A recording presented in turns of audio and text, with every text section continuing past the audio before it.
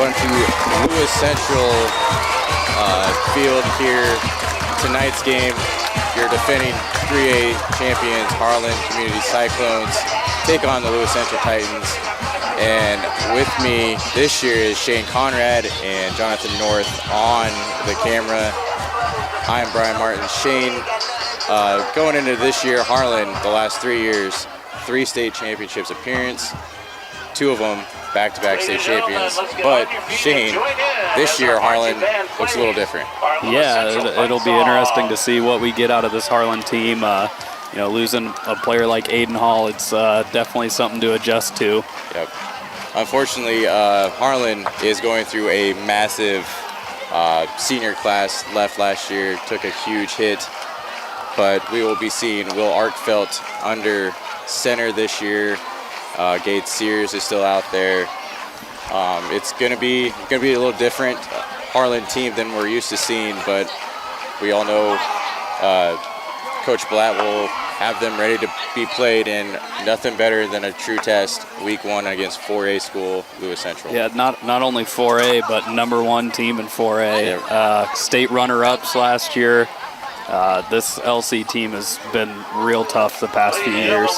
The last 4 meetings, Harlan's won, or the last 5 meetings, Harlan's won 4 out of the 5. Lewis Central squeaked one out last year, and Shane, it's probably one of the most anticipated matchups on the schedule for Harlan. And if it's anything like last year, we're in for a really good game. Yeah, it was definitely a really good game last year.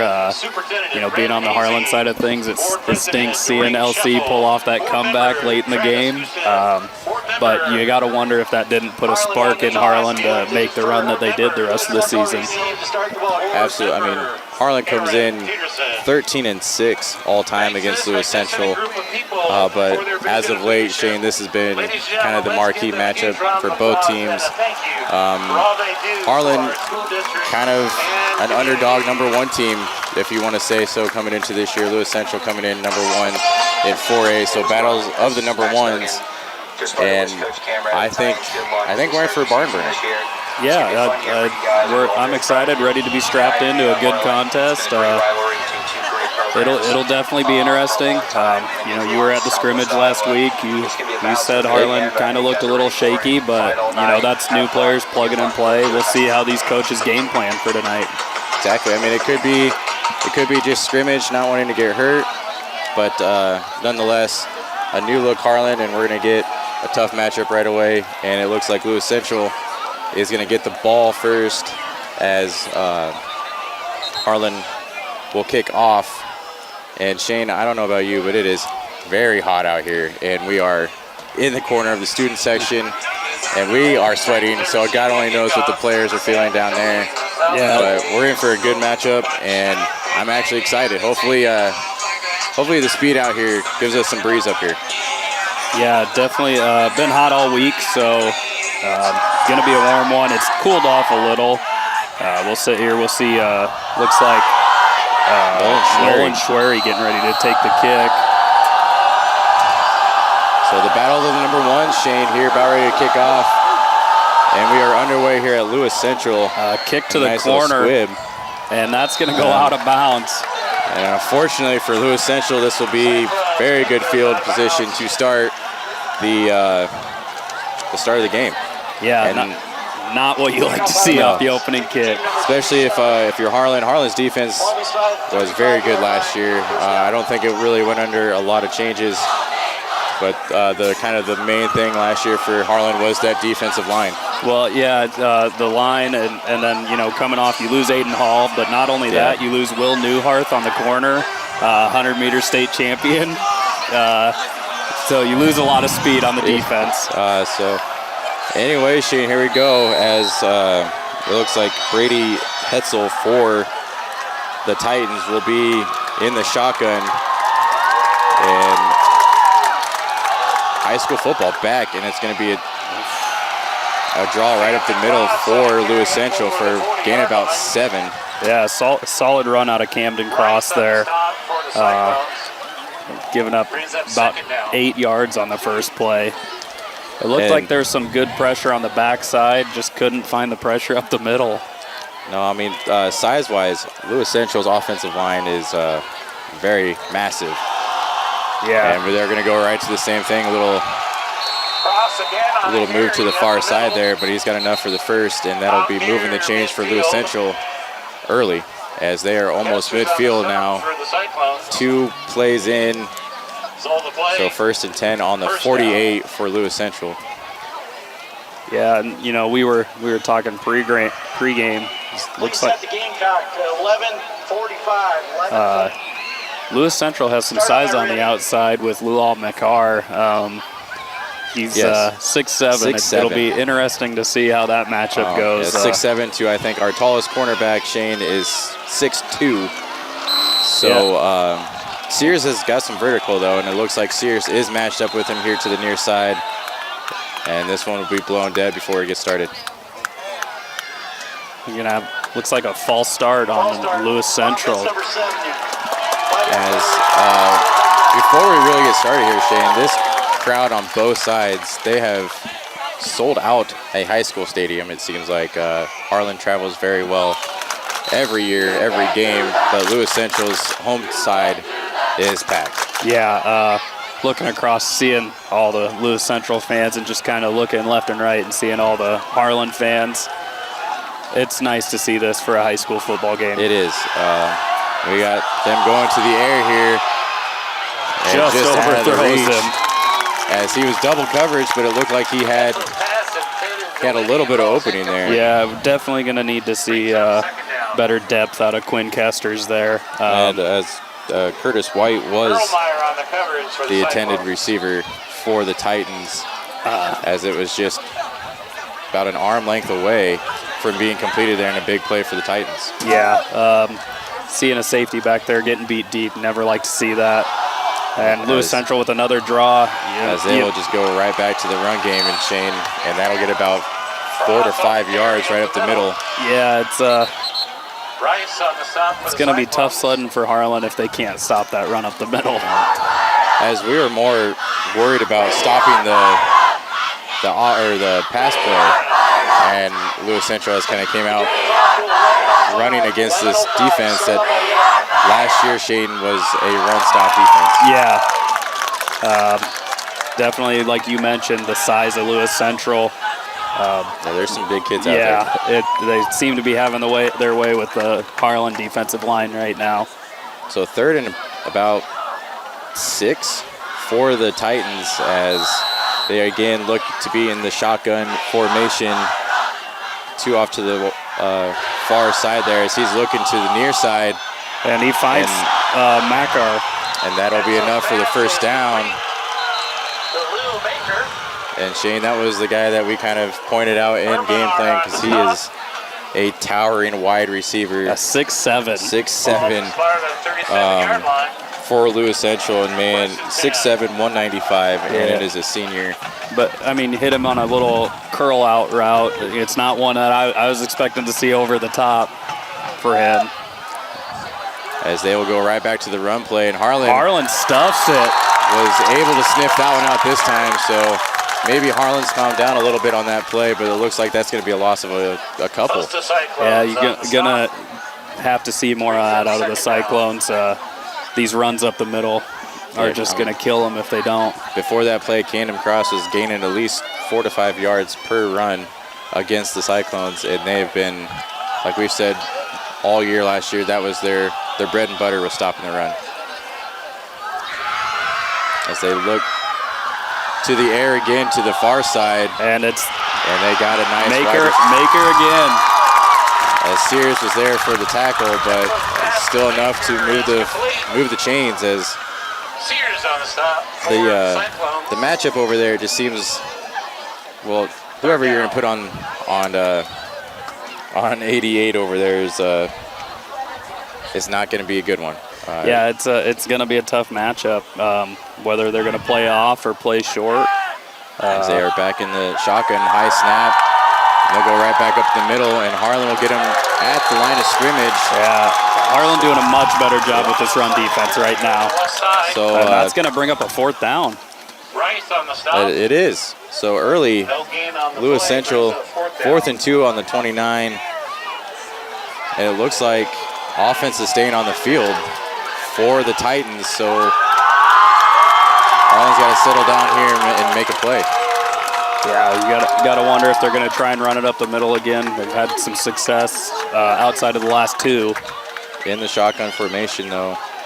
So you're going to be looking at possibly a draw or read. And a good blitz from Harlan. He gets a hand.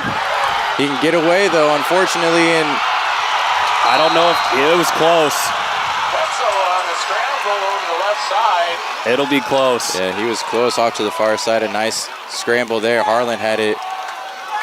Couple hands on him in the backfield. Just got to wrap up. And he's going to be short. And they are going to give it to Harlan. So turnover on downs for the Titans. That's a huge break for the Cyclones. Huge break. Lewis Central's first drive looked promising, Shane, and unfortunately I think I would have taken the points here early in the first quarter. You're down on the 29. Take the 3. You'd like to, but at the same time, they're averaging 4 or 5 yards of play, 2 yards to go. True.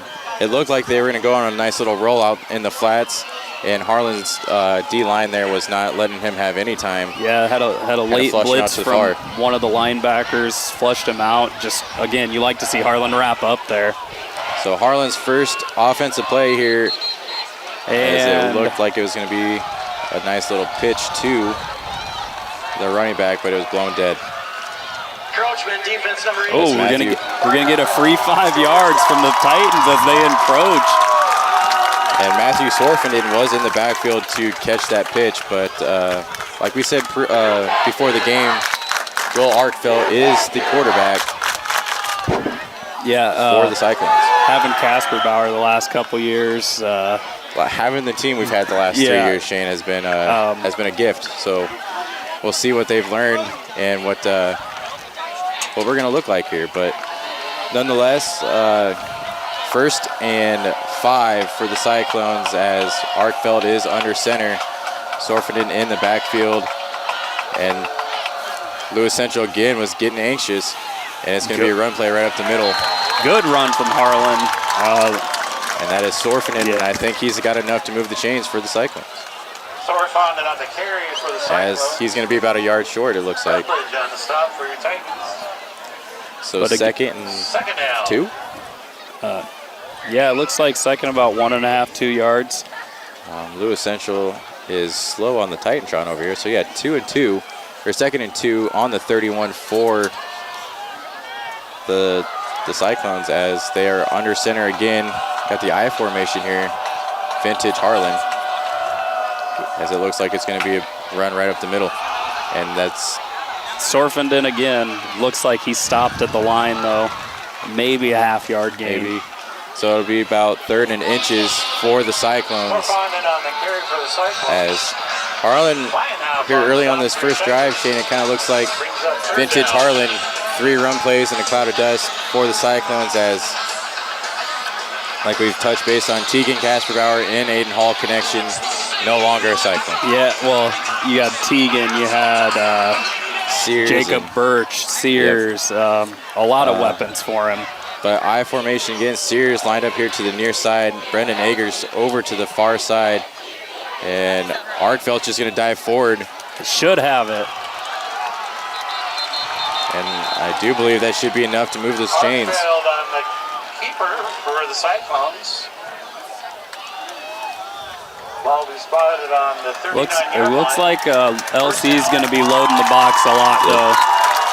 Harlan's showing a pretty run-heavy offense right now. They are.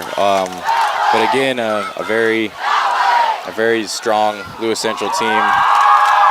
Kind of feeling out process here in the first quarter, so it'll be interesting to see what we see in the second and the rest of the game for both teams. Yeah, Lewis Central coming out pretty anxious on the snap, getting the encroachment on the first play, and then they almost jumped on the second one as well. As Sears kind of lined up there. And that'll be batted down at the line as Will Arkfeld looked like Eggers' way.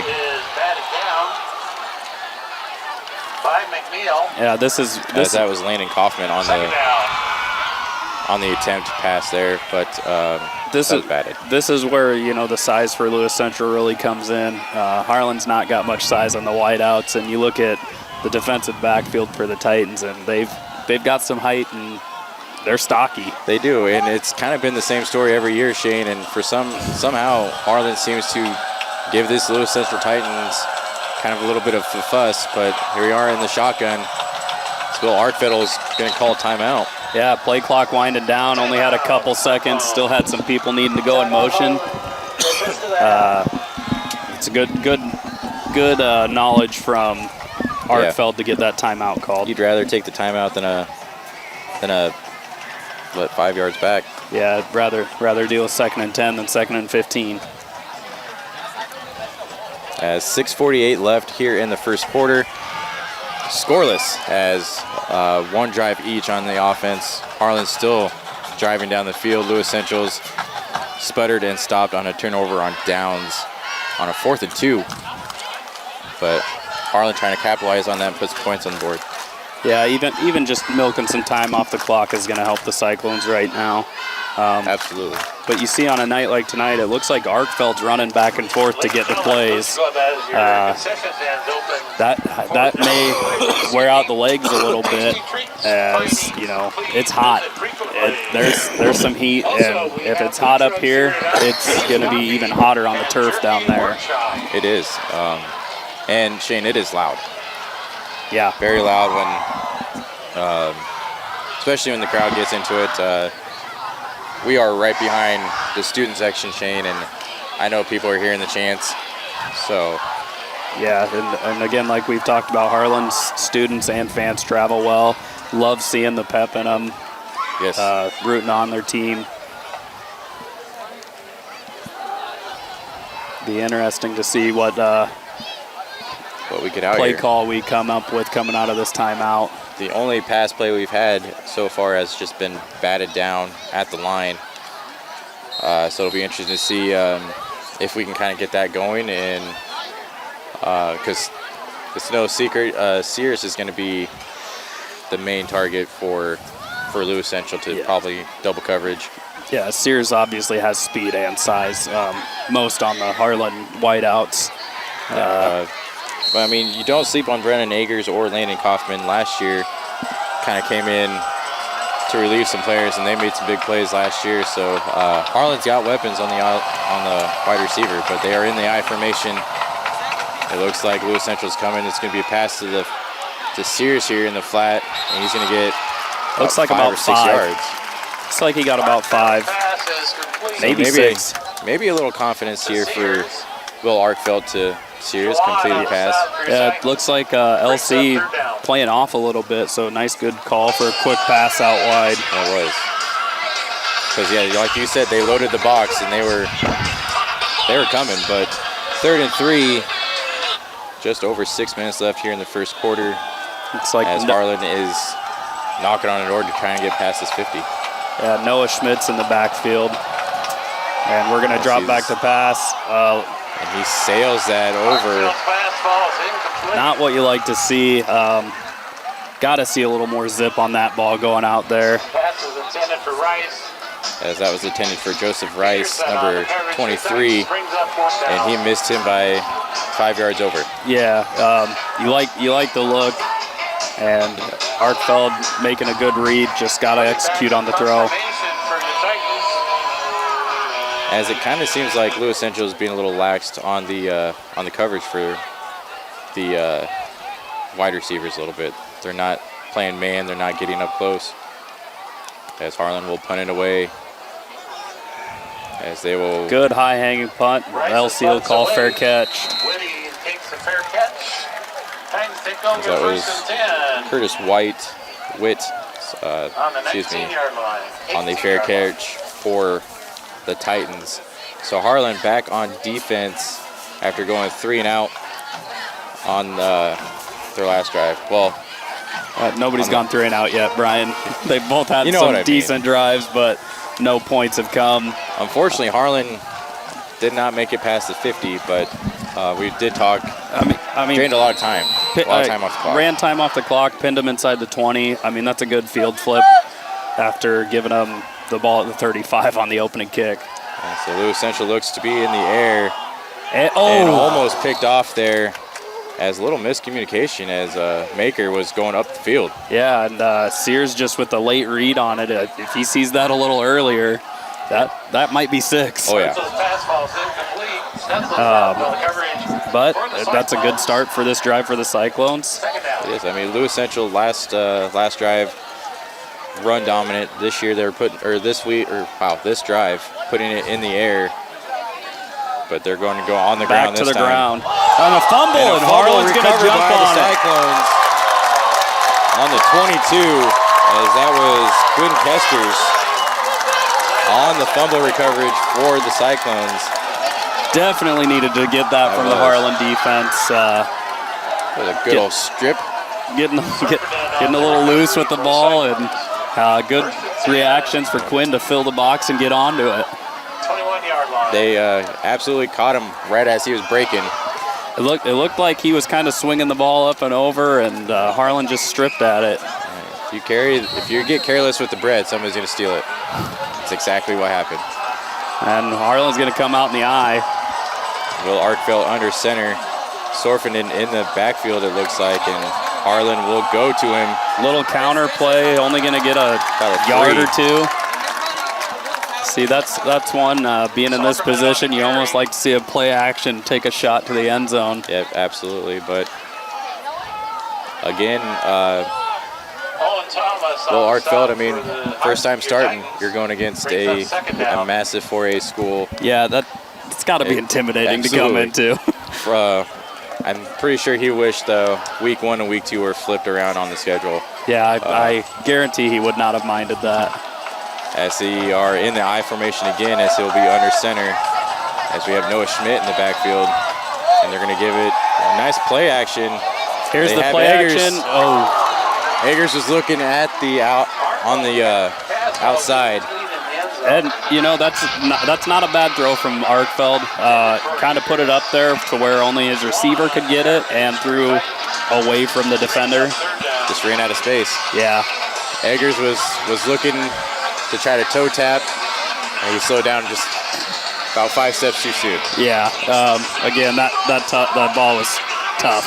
It was good defense from the Titans. Again, I would have liked to see that on first down rather than second, but I would like to see kind of like a little out route there to the corner instead of middle of the field. Kind of gets dangerous down here in the red zone. yeah, especially with the tight space. So, Arkfeld's going to take it down. And he's going to break free a little bit. Break free. He's going to get to the line. Good vision by Arkfeld to pull it down and take it out wide. He'll get the first. Nice little pump fake there, and it'll be enough to move the chains. The one thing is Arkfeld definitely looks anxious back there. Again, you can't blame him. First game coming against LC.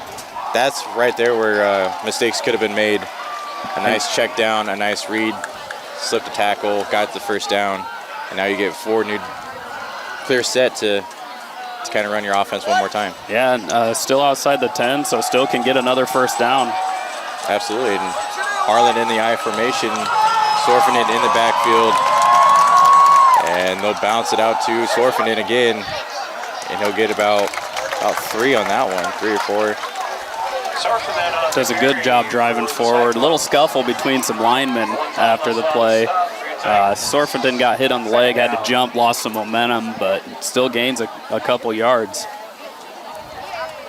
That's right here.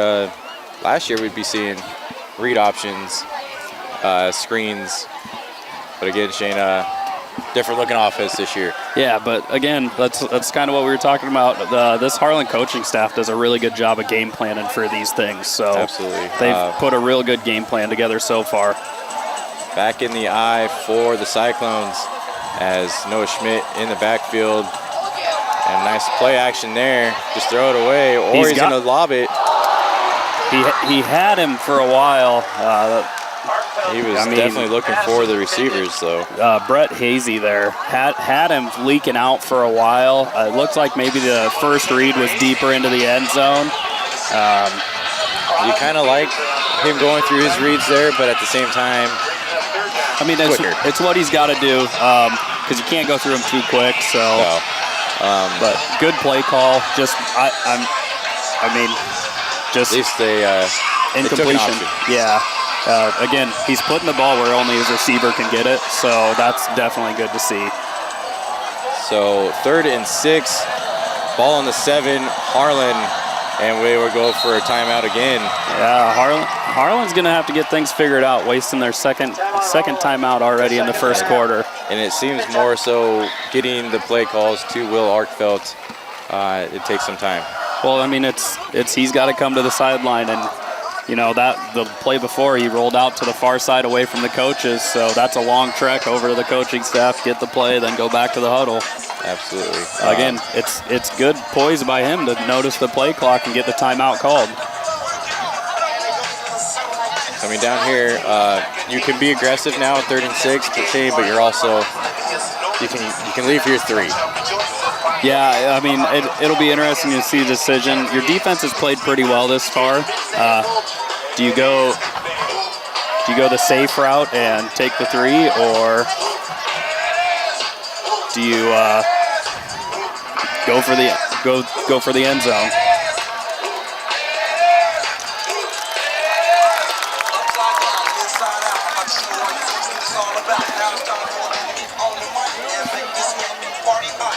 We'll see what Cohorse draws up for this play.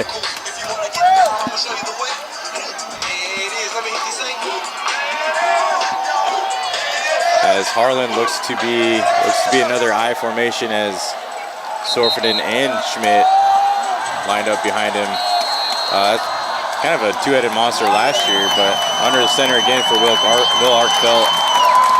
As he has Sears to the corner. Oh. And that was a push-off. Looked like there was some contact. Unfortunately, no call there as Sears was pushed to the ground. Yeah, that was a pretty big two-handed shove, but, you know, being the away team, might not get those calls.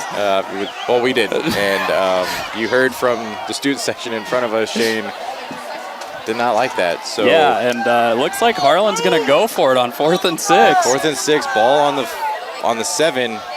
Harlan going to do exactly what Lewis Central did when they were faced with the 4th down.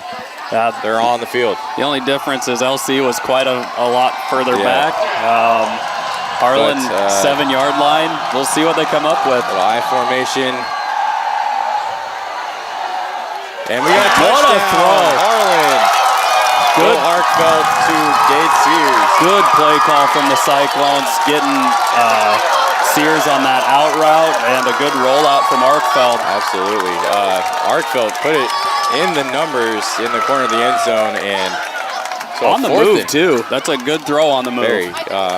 Very good plant to deliver that ball, like you said, only where his receivers can get it. But Harlan strikes first in Lewis Central, 6-0 with 3:24 left in the first quarter. As Harlan goes for it on 4th and 6, puts it in the end zone. As LC almost gets through and blocks the extra point. That is good for the Cyclones. Looked like Schwery put that one through with some emphasis, with a hand in his face. Nothing easy here in Lewis Central for either team, but nonetheless, though, Harlan 7, Lewis Central nothing here at Lewis Central. So Harlan strikes first, and Shane, I think it's going to be one of those things where about a 14-point gap is going to be the thing. Yeah. This is huge for Harlan to come to Council Bluffs, take the lead first. A couple touchdowns. That's going to be the spread problem. I don't think anybody will win, but that's going to be the difference. LC definitely needs to come out and strike back, and Harlan's got to keep on this momentum. Local Cyclone coverage on HLTV Channel 15 is brought to you by Keast Auto Center in Harlan, Iowa. Hanson House Senior Living. Experience life, experience Hanson House. Conducting Swampler is a proud supporter of the Harlan community, education, and student activities. We move your business forward. United Bank of Iowa. The difference is here. Member FDIC. Paulie Jones Funeral Home, longtime supporter of Harlan Community Athletics and events. We're your station for Western Iowa sports. Google 105.3 FM KNOD in Harlan, Iowa. Family Service Community, SCSB. Dr. J's Family Eye Care, longtime supporter of Cyclone Sports in Harlan. Peterson Family Wellness Center and Lewis Family Aquatic Complex. Live well. Cyclone Lanes, great family entertainment, including bowling, sandwiches, and homemade buttercrust pizzas. 3:24 in the game. They've kind of owned quarter number one on the clock, and 2 offensive drives and a takeaway have led Harlan to a 7-0 lead. Yeah, outside of LC's first drive, where they had the good start, drove the field a little bit, just stalled out, just got caught just short on 4th down. Harlan's definitely been in control. Absolutely, and you're kind of seeing this defensive line and kind of Harlan's defense more relaxed the second time around, and Harlan's defense kind of looking like they were last year. Harlan very run heavy, and their secondary was kind of ball hawks. Yeah, Harlan is definitely looking like the Harlan of old, mainly I formation, coming under center, not spread offense like most of these teams these days. Right. And the defense, shut down the run last year. They've been doing a good job outside of the first drive this year. I feel like this game plan fits this team this year, and the coaching staff did a great job kind of not forcing them something that they're not comfortable with. Schwery is going to kick off as Harlan will kick to, it looks like, number 29, and he will... LC going to have some rough field position. As he muffs the kick and puts it out of bounds at the 6, so Lewis Central again inside their own 10 for their 3rd offensive drive, and Lewis Central takes over on the 6. Yeah, I'm not sure who that was back there for Lewis Central. It said 29, but I was going to say, I don't see a 29 in the program. If it was 28, that's Brody Applegate for the Titans, as he could not handle that squib kick. He was looking upfield. Harlan sending a blitz on the first play, and it looks like Rice is going to get him from the back. Joseph Rice is going to get him from the backside. And that'll be a loss of 2, I believe. Rice on the stop for the Cyclones. As Rice has had quite the first quarter. He's been on a lot of defensive plays. He's kind of been all over the place out there. Yeah, he's showing some good blitzing from the linebacking spot. He's timing it well. He's got some size. And it's going to be picked. It's going to be to the house and that for the Cyclone. That looks like Sorfenden reading the play and getting the pick, taking it home. And just like that, Harlan up 13-0 as he threw it right to Sorfenden right there. And not only that, but Franz Rice coming off the end looked like he gave the quarterback a pretty good shot on the release. Absolutely. I mean, Brady Hetzel for the Titans, he was throwing from his end zone, but he had about 3 Cyclones coming after him, and he threw it right to Sorfenden, right in the middle of the field, and that's a pick 6. Yeah, that's a reservation for 6 untouched in there. Really good play by the Cyclone defense. As you see them kind of stringing it together, it looks like they're still going to have that pass defense maybe. Their defensive line seems to just get through real quick. Absolutely, and nothing but momentum now for the Cyclones. And Shane, that's usually a bad thing if you're playing against Harlan. You do not want to give them any type of reason to be hyped. Yeah, but again, the Cyclones can't get too ahead of themselves. We saw last year going into the 4th quarter, having the lead we had, and just couldn't hold on to it. So you hope they learn from it and can keep this lead. But a massive first quarter for the Cyclones, and after the first drive with kind of Lewis Central moving at will, We thought we might have been in for a little bit of hot water for a second there, but Cyclones have settled in. Yeah, it didn't take them long either. You know, and if they didn't have the momentum after the first touchdown, they certainly have it now. Absolutely. 14 points in, I do believe, less than a minute for the Cyclones.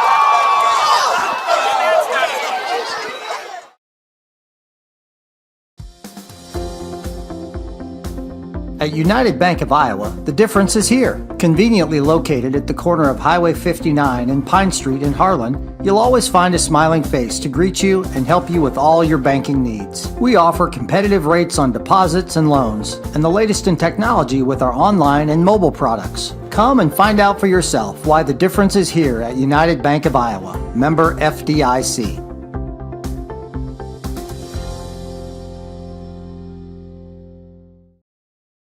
And welcome back to HLTV Channel 15 as we are back here at Lewis Central as the Cyclones versus the Titans, and your Harlan Community Cyclones lead 14-0 with 2:45 left here in the first quarter. And Shane, this first quarter has been all Harlan. Yeah, I mean, it was pretty even to start, but it's definitely taken a Harlan turn. And you almost wonder if we're going to see a different kickoff strategy out of the Cyclones. Because unfortunately, that's 3 kickoffs, and 2 of them have been out of bounds, giving Lewis Central, again, great starting position. Yeah, but again, the Cyclones have kind of settled in, so we'll see if their defense stands a little better to this than they did the last time. Yes, their defense was the reason for the last 6 points for the Cyclones after a pick-6 from Sorfinen. But now Lewis Central gets the ball on the 35. So we'll see if the Titans have settled down at all, or if Harlan's defense still has the momentum and are going to get after gotta imagine they come out with a run out of this after throwing a pick-6. Yeah, they're going to absolutely do that, and he's going to go right up the middle for about 5. You know, and that's where Lewis Central has kind of had Harlan's numbers, right up the middle. Early, their first drive, that's exactly where they went all the way to the 40 doing exactly that. So it's you wonder if it's, you know, they're worried about the pass and these draws are just catching them. As the 6'7" maker for Lewis Central lined up here to the near side, and they'll go right back to the ground, right up the middle, and he's still up. Broke free, and unfortunately that'll be enough to move the chains for the Titans. That's almost enough to move the chains twice. As Jason Erlmeyer was on the stop for the Cyclones. So Tennessee comes out, or the Titans come out a little bit maybe ticked off, guys. They'll go to the ground again, and right up the middle. That's number 22 for the Titans. Rice on the stop again for the Cyclones. As I don't see him in the program, but he had a good little explosive run there.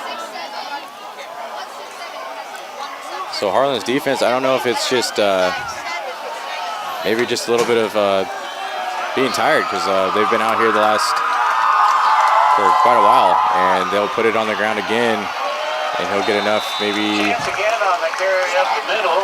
to move the chains. Yeah. And 4 plays for the Titans, and that's 4 run plays.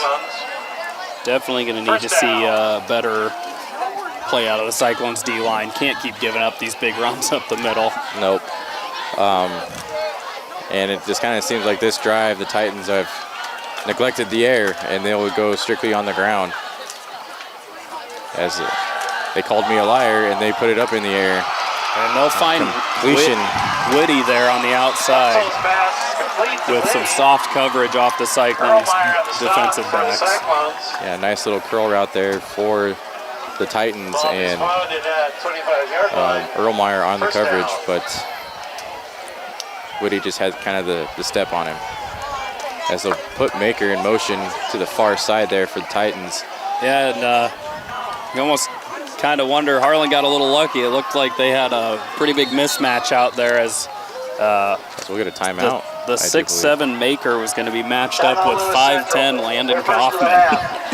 And if I'm the Titans, I'm taking that all day. Yeah, that's one that looks like it's just wrong formation lineup, but that's something maybe the quarterback's got to notice and call a little audible. And if you're seeing Lewis Central, if I'm Lewis Central, I'm seeing maybe Harlan being a little slow. You go hurry up offense a little bit because Harlan has been struggling on getting the play calls to their players. We've seen that on the offense. It's burned us on two timeouts already. It just seems to be, takes that whole 25 seconds to get the game plan. Yeah, definitely going to need to see better hurry out of the Cyclones. But nonetheless, 45 seconds to go here in the first quarter. Harlan on the road, your two-time defending state champion Cyclones, 14, and the Lewis Central Titans, nothing. And Shane, we talked pregame, not the Cyclones that we saw last year or the last 3 years, but if Harlan can kind of hang with this 4A Lewis Central team, I think we're kind of in for the same boat as last year. Yeah. You know, Harlan didn't have many tough matchups last year. No, and you love seeing him come out and slug Lewis Central right in the mouth. Absolutely, and well, the 3A district did add Nevada and Perry to Harlan's schedule, so we will be seeing them later in the year. So those will be tough matchups for the Cyclones, but Lewis Central will put it right back on the ground, and he bounces to the outside. Good tackle from Quinn Kesters, though. That was looking pretty dangerous there after not wrapping up on the first couple shots. Well, it looked like he was going to get back to the line, bounced it to the outside, and a little shoelace tackle there kind of kept him out of the end zone, or the red zone, I think. I don't know about a shoelace. That was a pretty forceful tackle. Shin tackle, we'll just say that. But Lewis Central back in the shotgun. The formation we've seen all night. They'll put a man in motion, and he rolls out to the near side here. And almost interception. Looks as that was number 26. As Bryce Van Balla almost coming up with the pick. And Brian Rice on the hit on the quarterback. Franz has been getting after He's been getting Hetzel. Home. And Hetzel's been struggling. It seems like even size, though, Harlan's getting to the quarterback. Well, that's what we're seeing is Franz is the size on the defensive line for Harlan.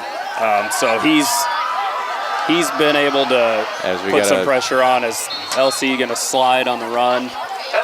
As you're still seeing, just on that play there, Harlan's defense was there. They were closing that pocket quick.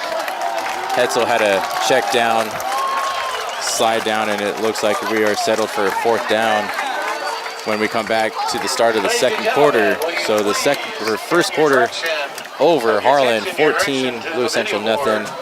We will take a break and switch sides. You're watching HLTV Channel 15.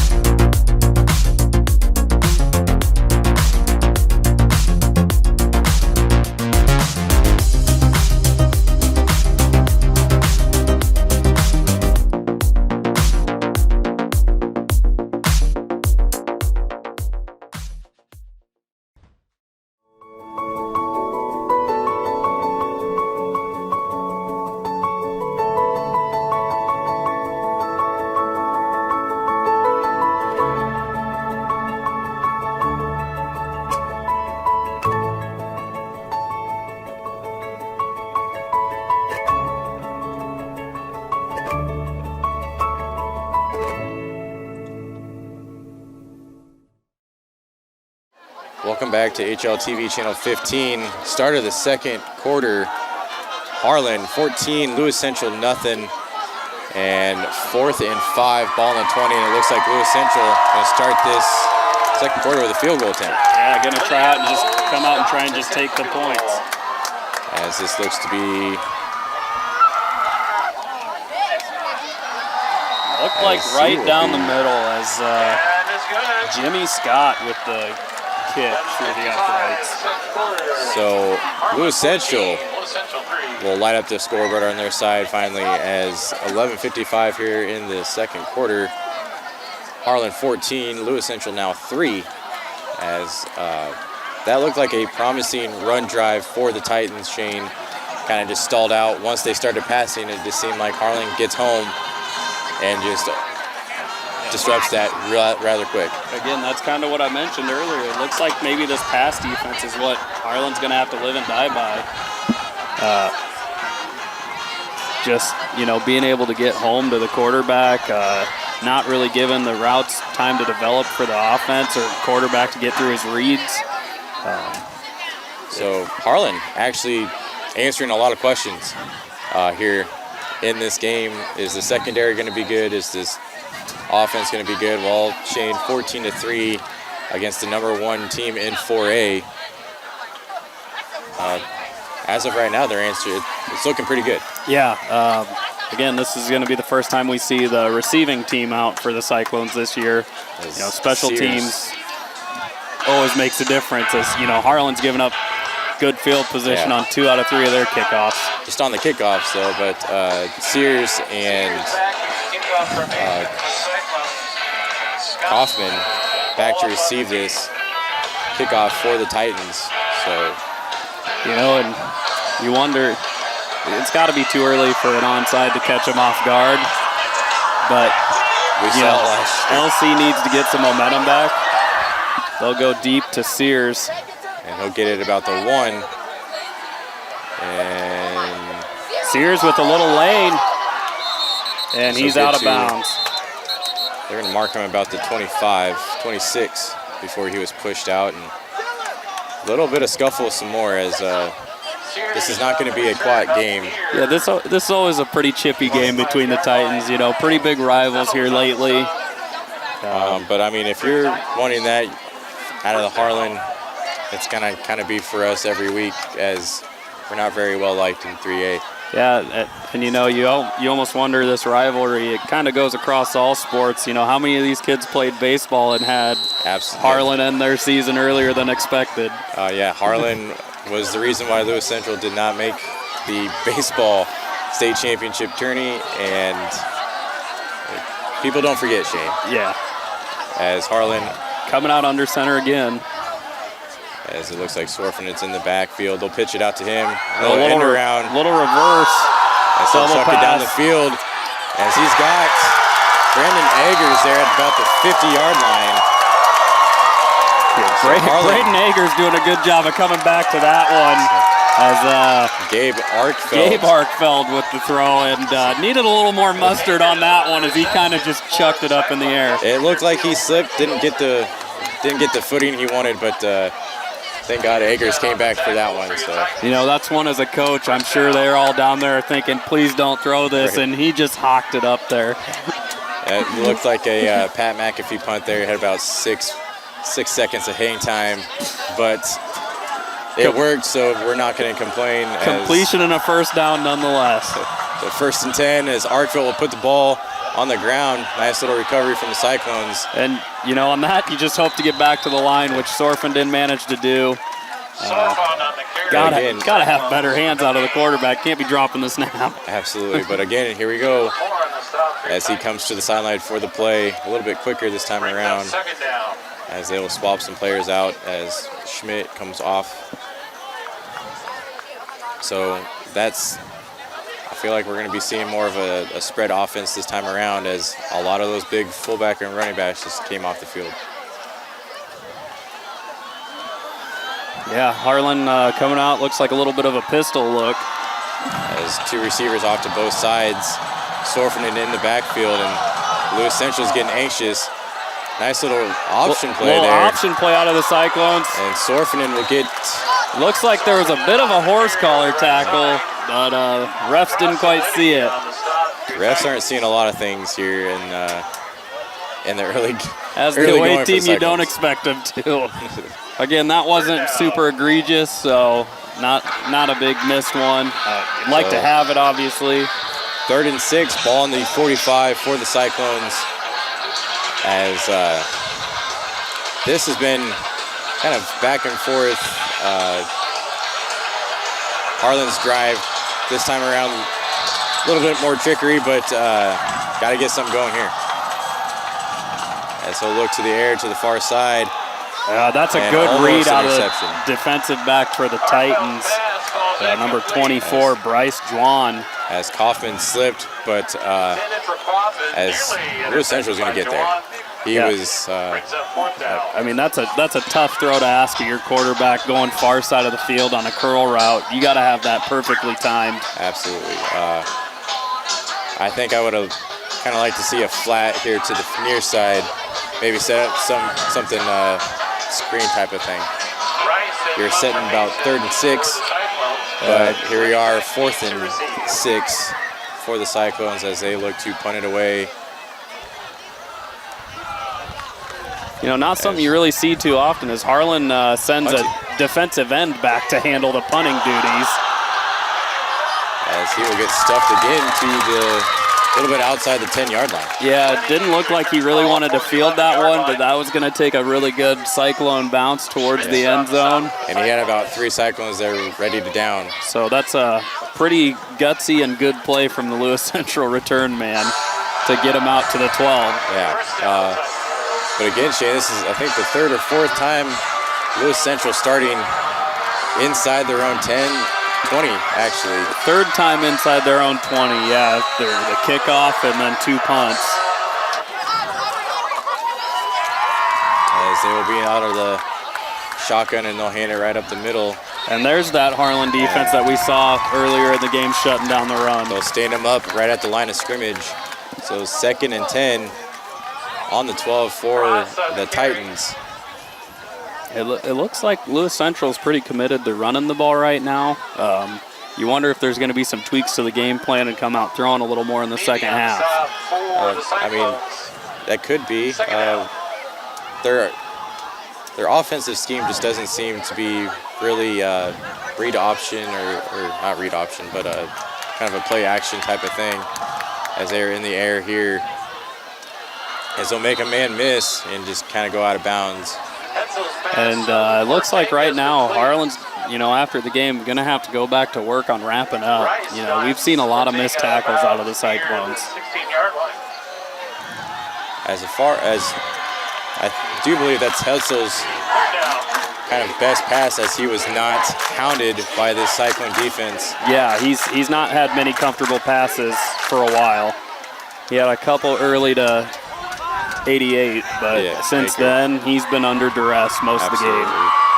As he's back in the shotgun and Harlan's, and unfortunately that's going to be completed and he's off to the races. I don't think Harlan's catching him. Giving chase, but not going to be quite there. That'll be a touchdown for the Titans, as that is Curtis Witt, as he had his man beat, and I do believe that was Jason Erlmeyer on the coverage as he. There is a flag down.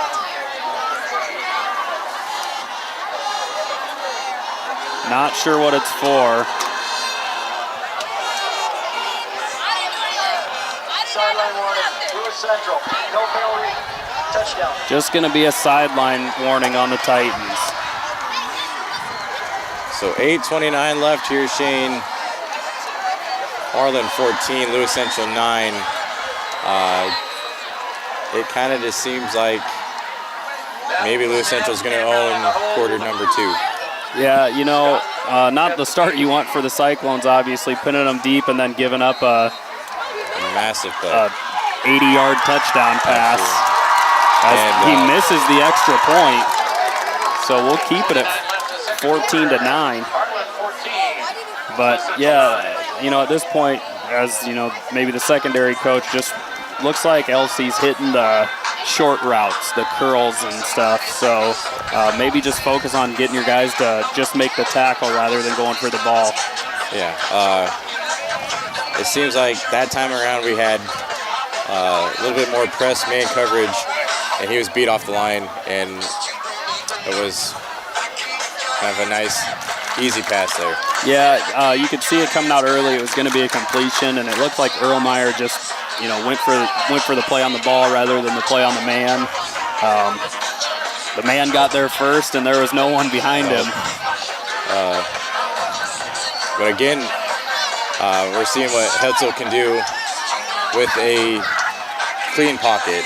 When he's not pressured, Hetzel can put it where he wants it, and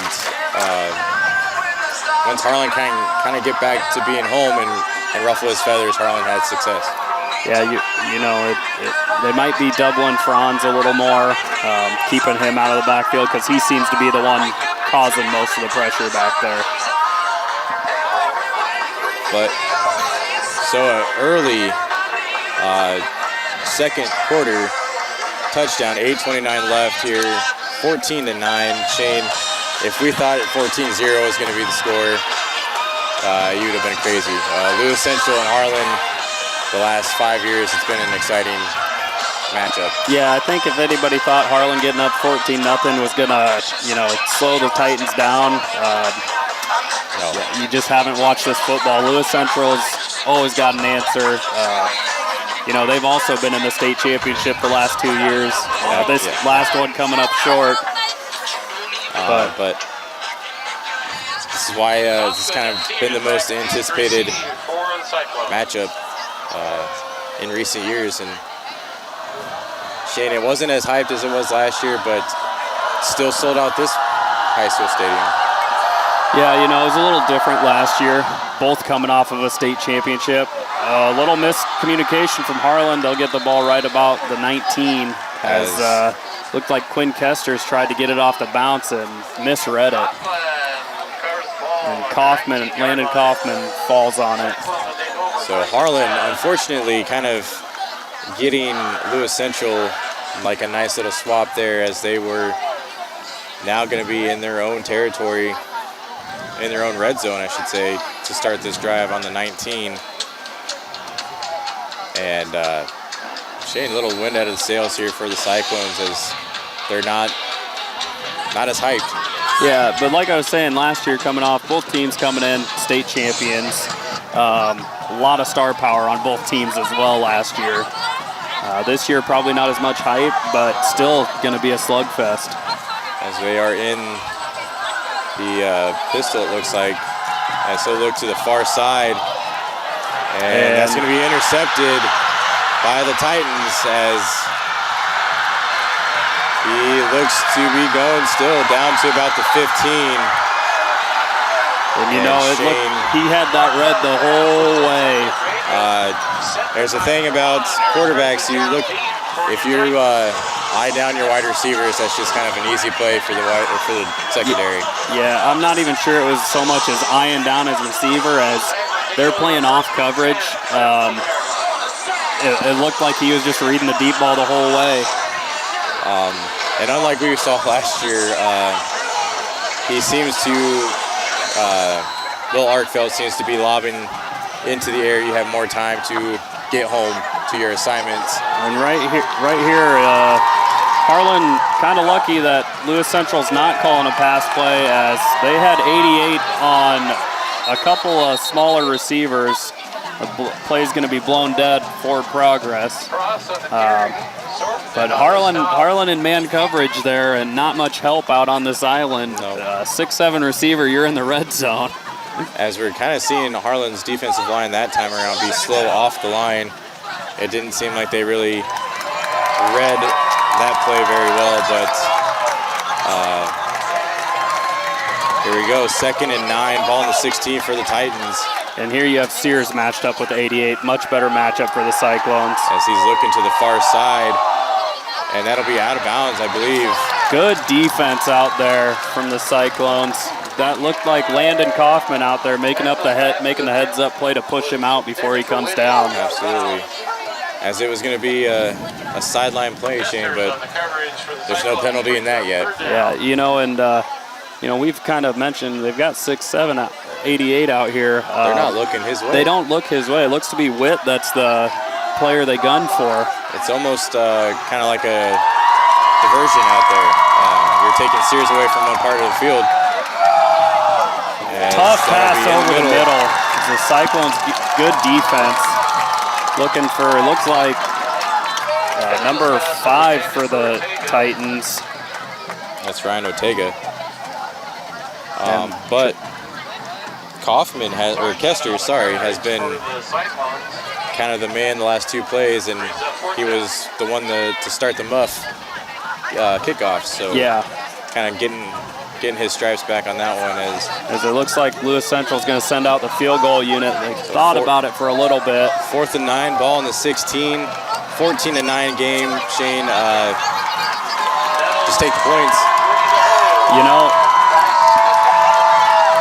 as kick is up and it's good. It's going to be good.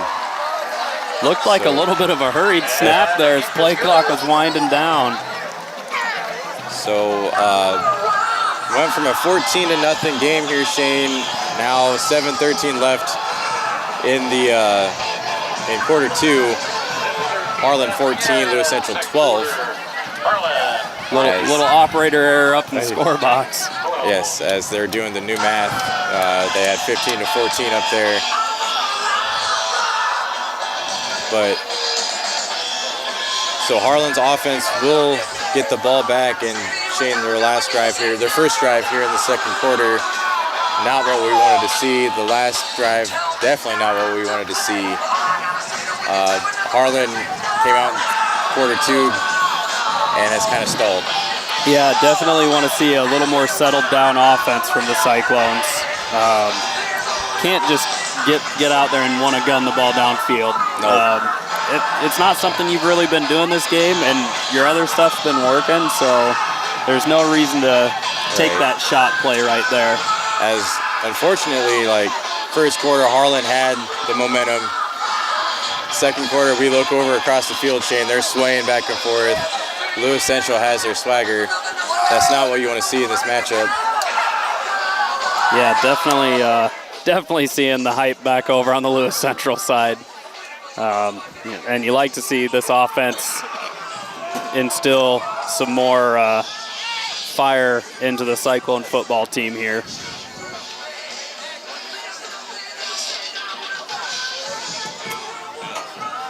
One thing that has improved in quarter 2, Shane, is the play calling.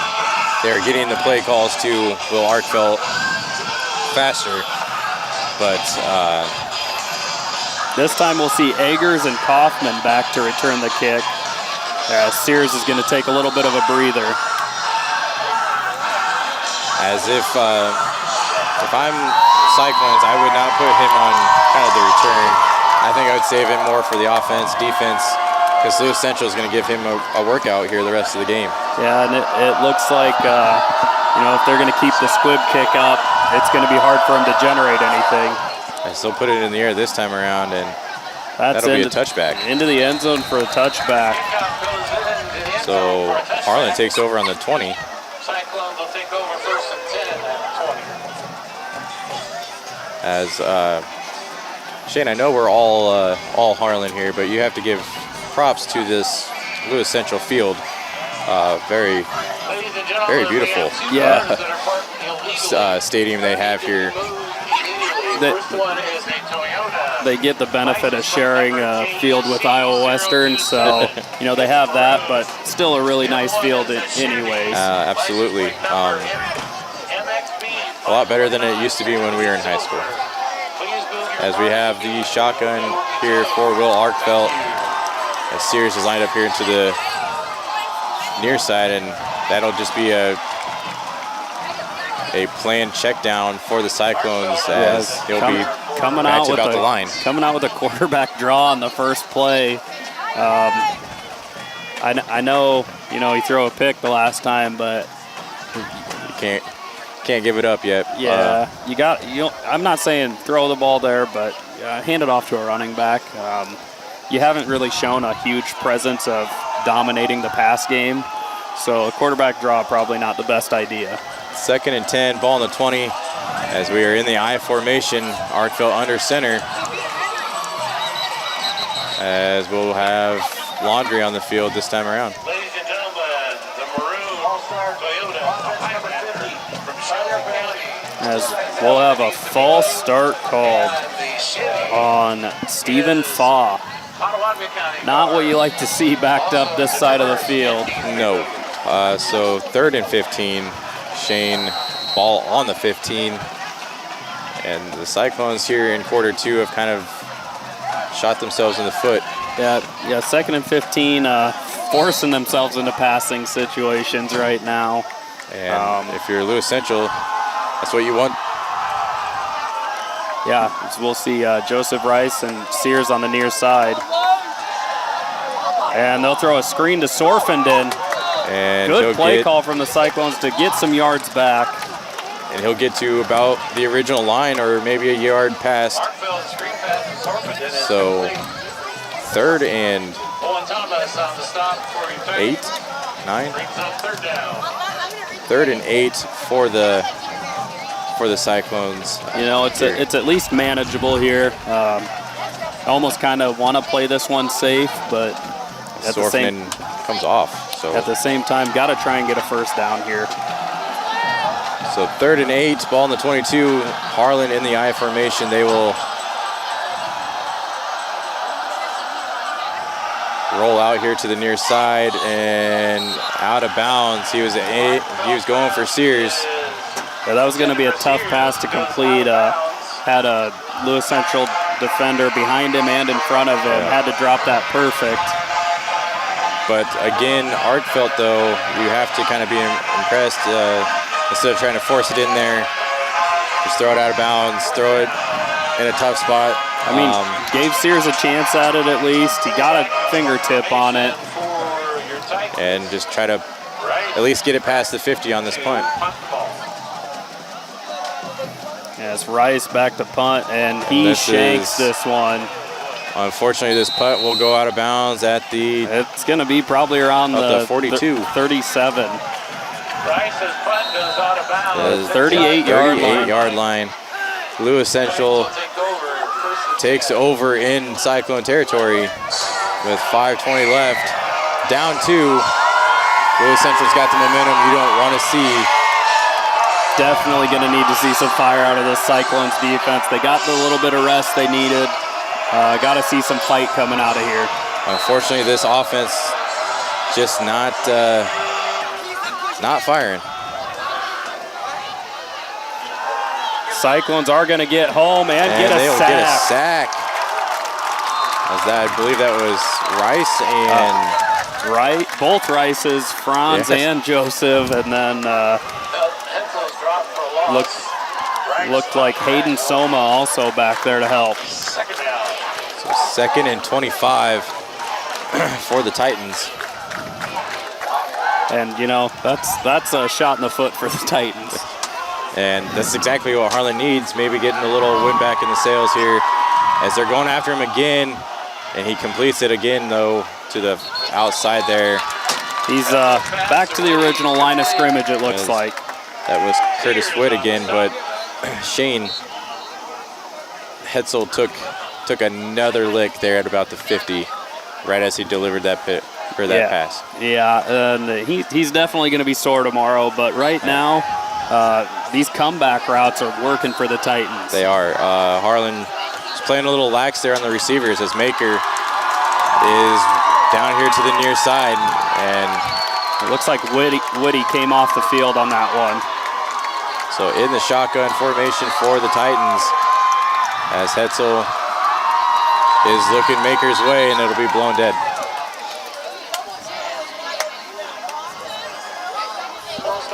False start on the Titans, gonna move him back. As Jason Erlmeyer was lined up with Maker, and Shane Hetzel was looking that way before it was blown dead. Yeah, and you know, again, he's gonna have to. You gotta be wary of these matchups. You're hoping the defense has a safety over the top, you know, to keep that in front. As we're seeing Sears versus Witt, now Maker has moved to the far side, matched up with Sears. So yeah, and Witt's back onto the field in the slot. not sure the Titans were quite set. As he's kind of in trouble and he's going to go down. Good defense by the Cyclones as no one's open in the receivers room. As that was Van Balle for the Cyclones. And the Cyclones do a good job of keeping the Titans off the scoreboard on this drive, which is something they desperately needed. Yeah, quarter number 2 we saw Harlan dominate quarter 1, Lewis Central dominating quarter 2. And it's still a 2-point game here, 14-12, ball in the 45 for the Titans as they are going to punt it away. We got Laundry on the field. And that'll be in the end zone for a touchback. Cyclones will take over 1st and 10 at the 20. It looks like it's on the Titans as the officials communicating with Coach Blatt.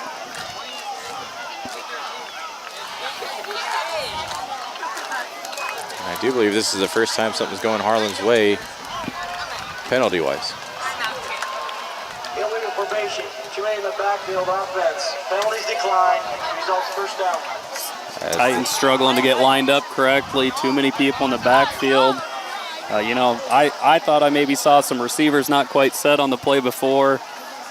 Maybe they just made up for it on Yeah, that play. it looks like the Titans are struggling with some of their sets. As 3:03 left in the first half, Harlan in the I formation. Will Arkfeld under center. Ball in the 20 for the Cyclones as we will see them hand off to Noah Schmidt. He's got some room off to the far side there. Schmidt's with a good tough run outside. That'll be about 14 or 15 yards for the Cyclones. And Shane, that's a Cyclone first down. Yeah, look, good little off-tackle run from Schmidt's, running hard. That's one, maybe keep going with him, see if he can put something together. Sorfenden's been running good, but that one, it just looked a little more explosive. Yeah, he didn't slow down. He wasn't patient. Shane, it seemed like he found his spot. He was going to run there whether it was open or not. Yeah. But back in the I formation for the Cyclones as Schmidt is in the backfield, and they're going to go with him again, and he's right up the middle again for about 9 yards as he falls forward. So Harlan maybe found a good option back there. As Noah Schmidt last year had kind of came in strong on the run game, so kind of picking up where he left off last year. Yeah, he was tough last year as a backup running back. Sorfenden obviously still a good choice back there. Absolutely, this is you probably don't want where to sell him short at all. No, this is probably where you're going to use Sorfenden on a 2nd and 1. But as we see them back in the I formation, Sears here to the near side towards us as Arkfeld under center. And that started out as a read, and Arkfeld's going to be up the middle past the 50. Little option play, and Arkfeld going to choose to keep it and get a first down. Had a nice little pump fake there, and that was enough for about almost 10 yards. So Cyclone first down in Lewis Central territory. And here we go for the Cyclones. Definitely string it, not real solid in the run game. It's been kind of slow paced and seeing a couple breakout runs right now. Absolutely. I formation for the Cyclones, Schmidt in the backfield. And they're going to go Schmidt's way. He's right up the middle again. Good. He'll carry to the line. Good, tough, hard run. He's fighting for every yard. Another 5-6 yards for the Cyclone offense. I do believe it's going to be about 2nd and 7 yards, 2nd and 3. So under a minute here in the first half, Shane, I think the Cyclones are just going to try to get some yards here. And this is where it kind of comes back to bite you, having to waste those 2 timeouts in the first quarter. But in the I formation again, Harlan not really pressing for the pass. And Lewis Central's jump. Offsides on the Titans. As that'll be enough that'll put Harlan in the first down.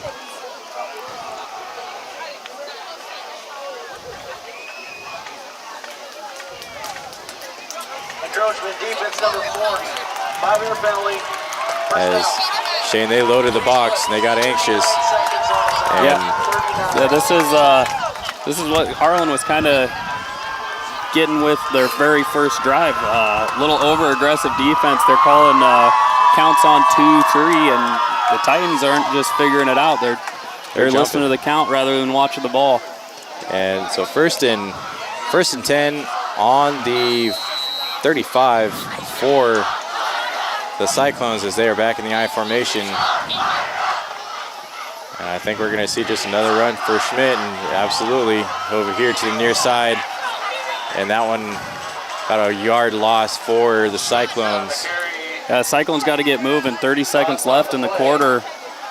Getting close to field goal range maybe, or at least a shot to the end zone. So do you trust the air here, or are you looking to go into halftime with a 14-12 lead? You get the ball in the second half, and they're going to put it in the air as he rolls out here to the near side, and it'll be complete for a first down. Got to see probably a timeout. I don't know if he got out of bounds or if he was down in bounds. Looks like he got out of bounds. So first and clock 10 will for be the Cyclone. stopped. 4 seconds left. On the 22, Shane, do you take points, or are you gonna go? Because it looks like Harlan's offense is on the field.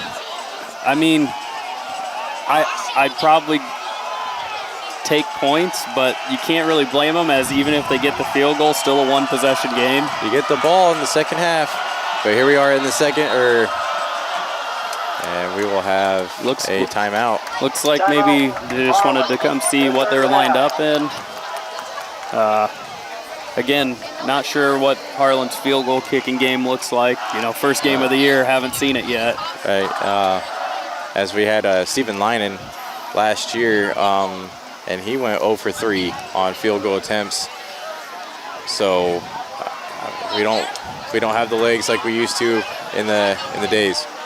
Yeah, no Kyle Hakey back there banging them through the uprights. Dropping. Billy Cundiff. I mean, we can even go like Jamie Martin if you want to do that. A lot of historic kickers for Harlan, but man, you're dropping names here, Shane. Kyle Hakey, class of 08. Yeah. Again, I'd like to maybe see a field goal attempt just to see what we're sitting with. And say you got 4 seconds. No harm in trying. Because right now, the deep ball hasn't been the Cyclones' friend so far. The long completion to Eggers was underthrown. Then we saw Will Arkfeld trying to hit the sideline, and that was lobbed up there. As we're seeing the offense back on the field here, coming out of that timeout. So Harlan is going to go try to put something here in the end zone and the shotgun. 2 wide receivers off both sides. He's going to go to Sears there in the corner, and that'll be incomplete. And that'll do it for the first half. That'll be it for the first half, as it started 14-0. Shane, Harlan struck first, struck fast. Lewis Central coming back, put 12 unanswered here in the second quarter. And we got a barn burner, as it's 14-12 Harlan, and you're watching HLTV Channel 15. Local Cyclone coverage on HLTV Channel 15 is brought to you by Keist Auto Center in Harlan, Iowa. Hanson House Senior Living. Experience life, experience Hanson House. Conducting Swampler is a proud supporter of the Harlan community, education, and student activities. We move your business forward. United Bank of Iowa. The difference is here. Member FDIC. Polly Jones Funeral Home, longtime supporter of Harlan Community Athletics and events. We're your station for Western Iowa sports. Cool Gold 105.3 FM, Tano-D in Harlan, Iowa. Family, Service, Community, SCSB. Dr. J's Family Eye Care, longtime supporter of Cyclone sports in Harlan. Peterson Family Wellness Center and Lewis Family Aquatic Complex. Live well. Cyclone Lanes, great family entertainment, including bowling, sandwiches, and homemade buttercrust pizzas.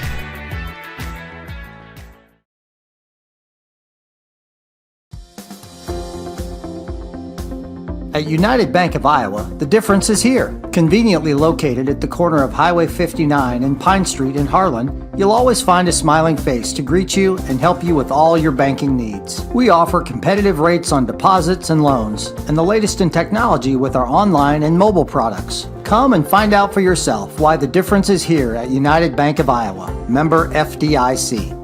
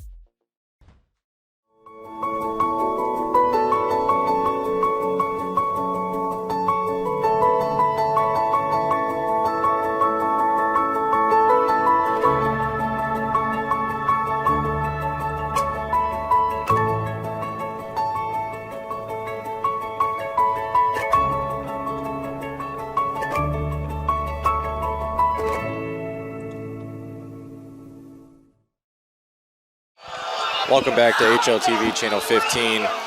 I'm Brian Martin, along with me, Shane Conrad, here about ready to start the second half of this Lewis Central Harlan game. Shane, tale of two tapes here in the first half. First quarter dominated by Harlan. In the first quarter, going up 14-0. A lot of mistakes for Harlan in the second quarter leads to a 12 unanswered second quarter by the Lewis Central Titans. Shane, kind of what we've expected, though. We expected this to be a barn burner, but it's definitely something we're not used to seeing, as like the last 3 years. We've had a very prolific offense. Shane, not so much this game, but hanging in with number one 4A school in the nation right now. Yeah, I don't know that I so much expected all these mistakes out of both teams. I expected a good back and forth game. Like you said, Harlan came out, slow start, but found their footing in the first quarter. Touchdown from the offense, and then the defense scores 2 plays later. Biggest thing for Harlan probably is if they're going to keep scoring, got to figure out the kickoff. Yes. Having 2 kickoffs out of bounds is not a good thing. And Lewis Central has taken advantage of one of those, taking that for points. They're also might need a little bit more work on the secondary, as we've seen Harlan get burned on a big 80-yard pitch and catch from Lewis Central, and that's been Lewis Central's only offensive touchdown. Yeah, I mean, it's not so much getting burned. It's that was a missed tackle play. You know, they're throwing the comeback routes. Harlan's laying off, and that one decided to go for the ball rather than the man. And Witt showed some speed down the sideline. He did. One thing that has not changed from last year, Shane, is that defensive line. It gets home, and they are giving Hetzel big problems when they come after him. He has not really had time in a clean pocket to throw.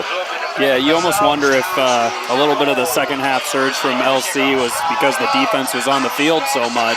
Yes. Harlan didn't sustain a lot of drives.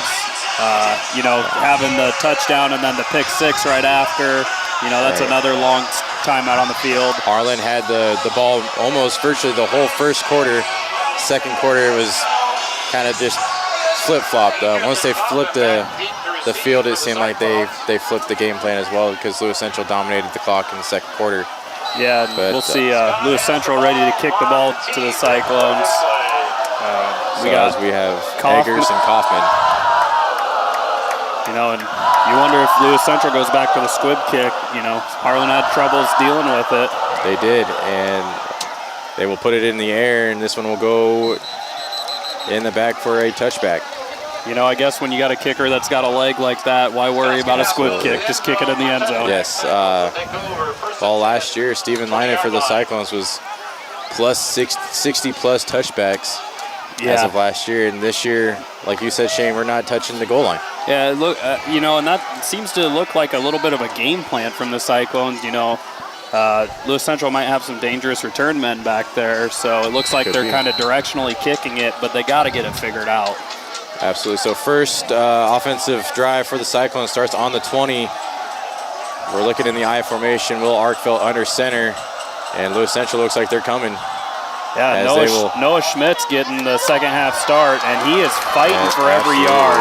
That's another 8-yard run for Noah Schmidt, and at the end of the second quarter, Shane, he kind of exploded for the Cyclones as they found a lot of good running room with Noah Schmidt in the backfield. Yeah, Schmidt's definitely shows a lot more power coming out of the backfield right now than Sorfenden. Sorfenden's still a reliable ball carrier, but just not quite the explosive edge that Schmidt's provides. More of a power back, and in situations like this where it's 2nd and 2, he's the type of running back that's going to fall forward and get you that 2.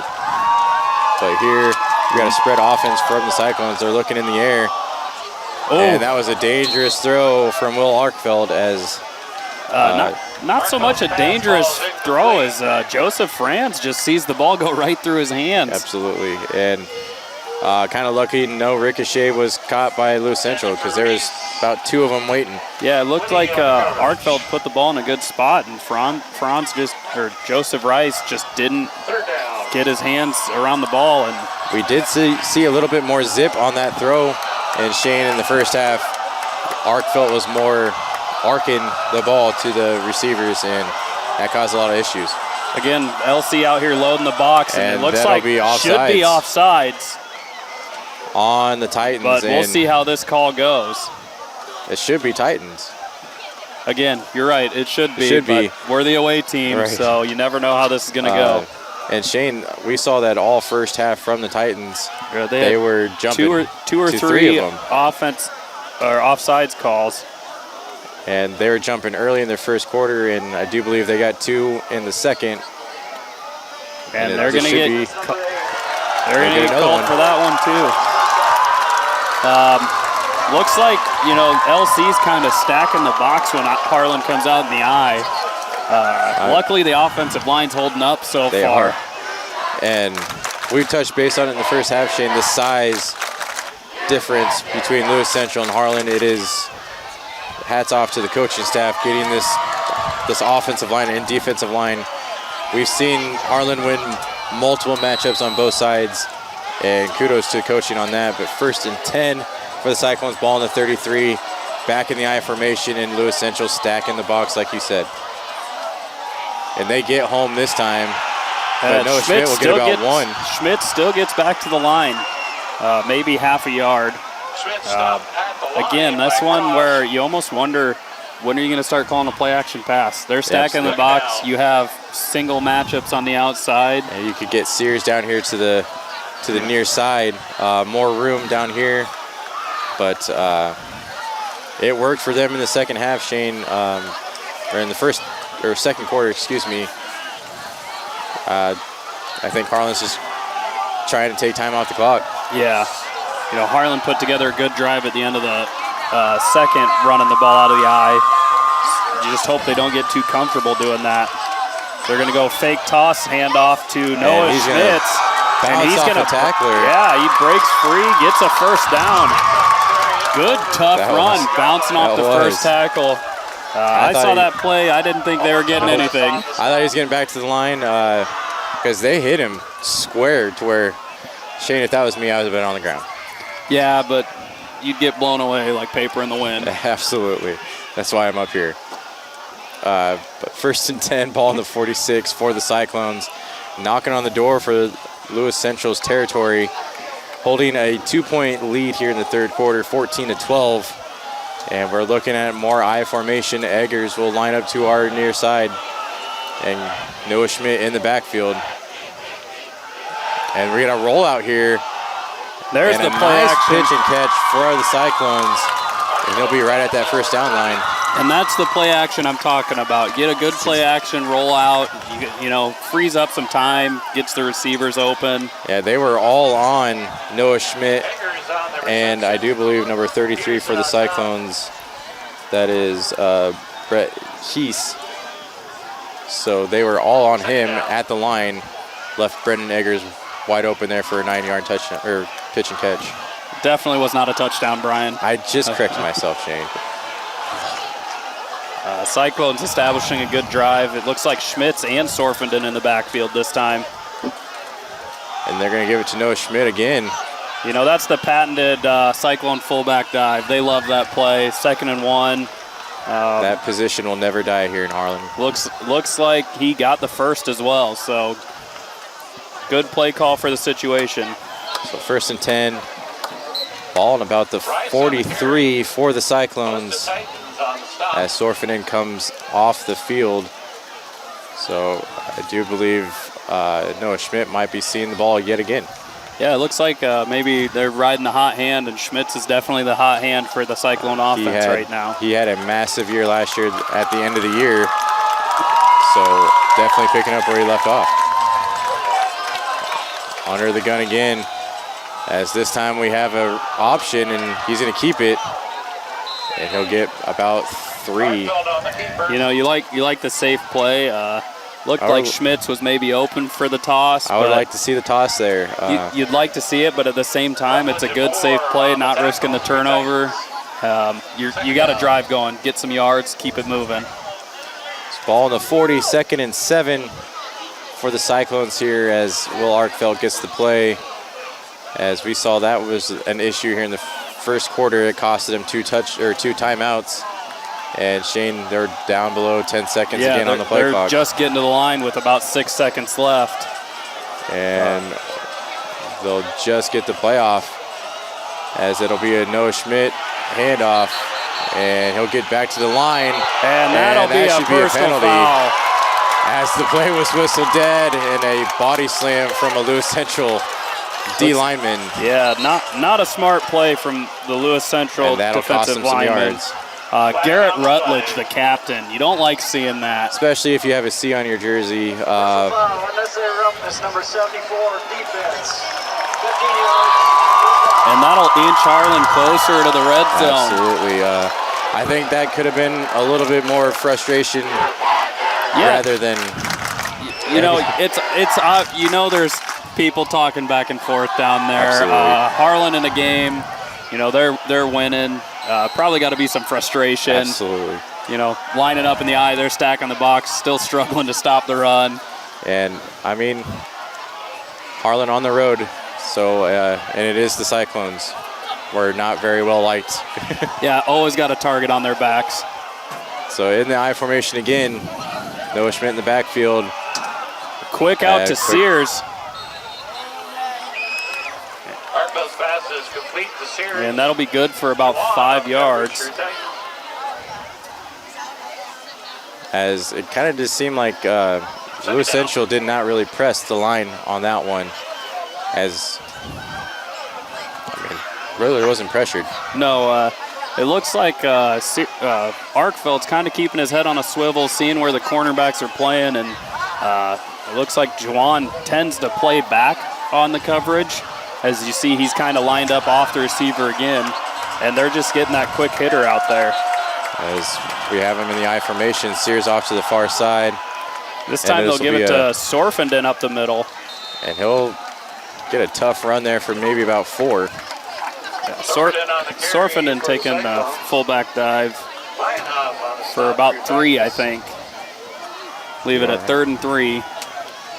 Ball in the 18, so in red zone for the Cyclones. And, you know, this is a good drive for the Cyclones coming out to start the 3rd quarter.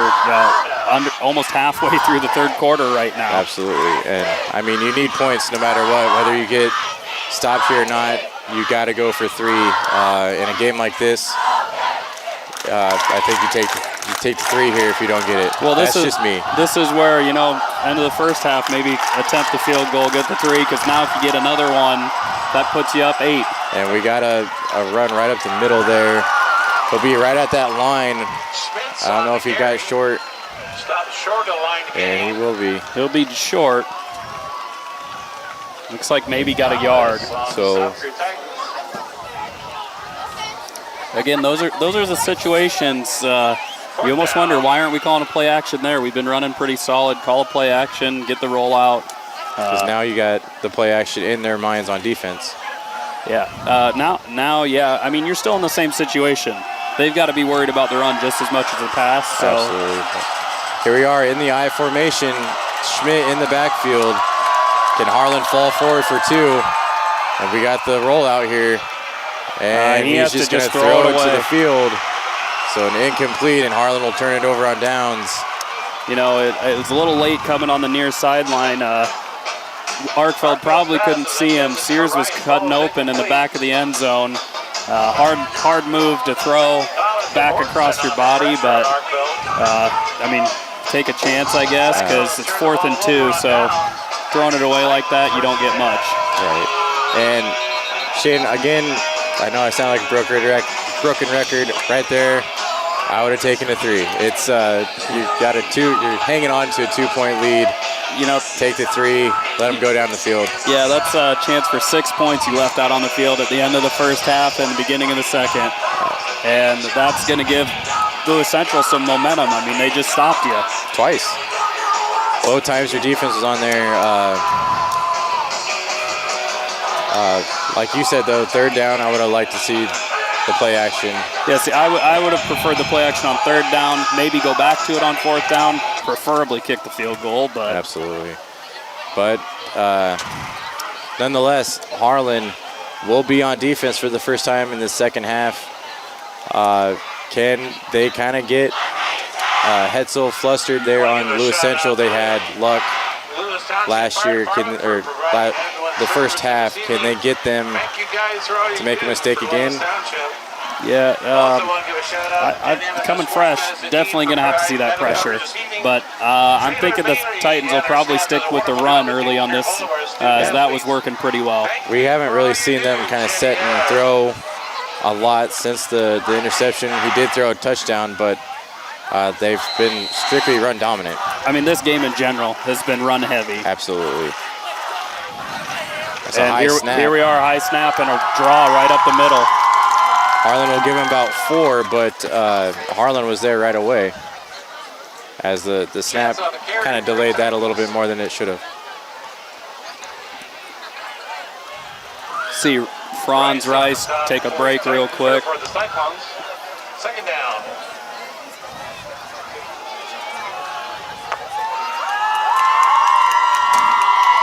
He's going to look to the flat over there on the far side. And he's got some speed out there on the far side, and that'll be enough for the first down. That's good job by Sorfenden tracking that. Unfortunately, that was a pretty easy pitch and catch. That was. Lewis Central kind of seems to be a little bit more calm and collected offensively than they were in the first half. And it's kind of, they come down to a mileage game here. Stamina-wise, who's going to be there? Another high snap for... Long throw to the sideline to Witt. Cyclone's there. I'd like to see him get wrapped up on the first tackle, but had some help and get him down. Again, though, they're playing kind of lax there on the coverage. The soft coverage, I mean, that's a long throw, too, so there's plenty of time to break on the ball. But you can't play too aggressive because they'll beat you on a double move eventually. As they have 3 off to the far side there. Maker is one of them. And he's going to be more of a blocker. And that's a good cut back inside by Ortega out there for the Titans. As he just about gets the first down. For the Cyclones.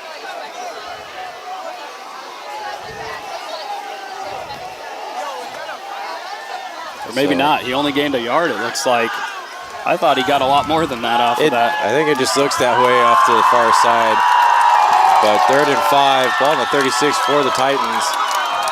As they look to the air again. And it's Maker, and he drops the ball, so Harlan. Hetzel with a good spot on the throw there. You got to have that as a receiver. we kind of talked in the pregames, is he going to be hot hands Hanen or Maker there? He couldn't reel that one in, unfortunately, for the Titans, but we'll take that all day as Cyclones. Gets the punt team on the field, and Harlan giving up the 6 points. We got a low snap. And almost blocked by the Cyclones. High punt, and Sears is going to catch it at the 30. Almost a fair catch interference there from the Titans. That's one. That's a pretty sketchy one to go after if you're Sears. Falling forward. I know it's a field position battle at this point, but that's pretty gutsy to go after. There was four Titans there that were hoping for a different outcome. So Harlan takes over on their 31. So 1st and 10.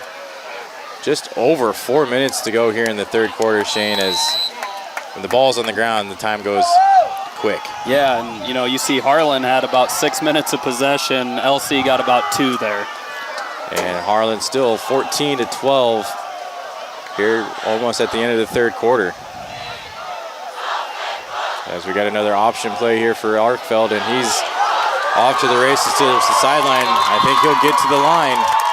Yeah, I think that's the Cyclone first down. He just made it past the first down marker.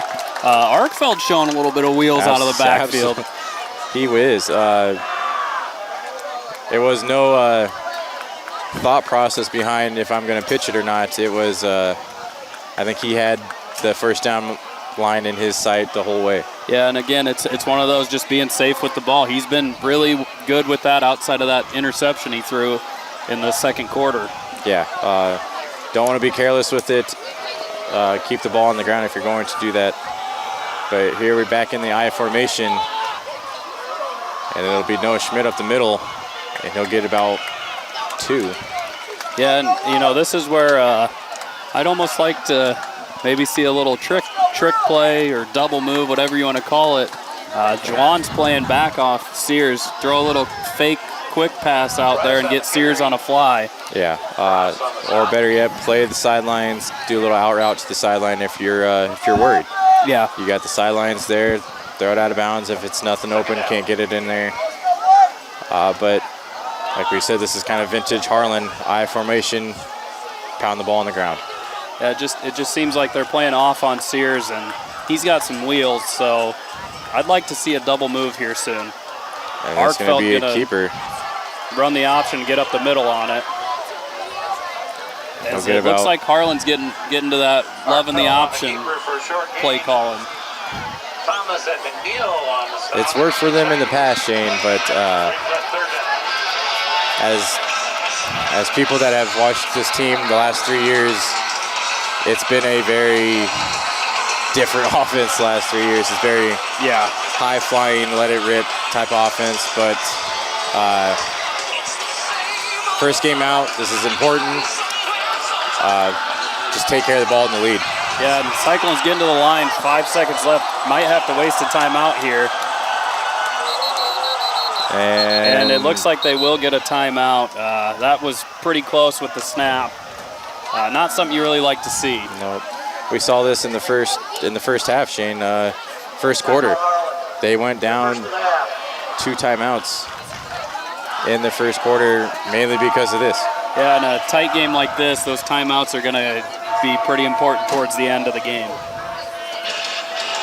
So we'll see if Harlan can do a little bit better job of managing the clock. Looks like Arkfeld ends up having to use him because of adjustments when he gets to the line.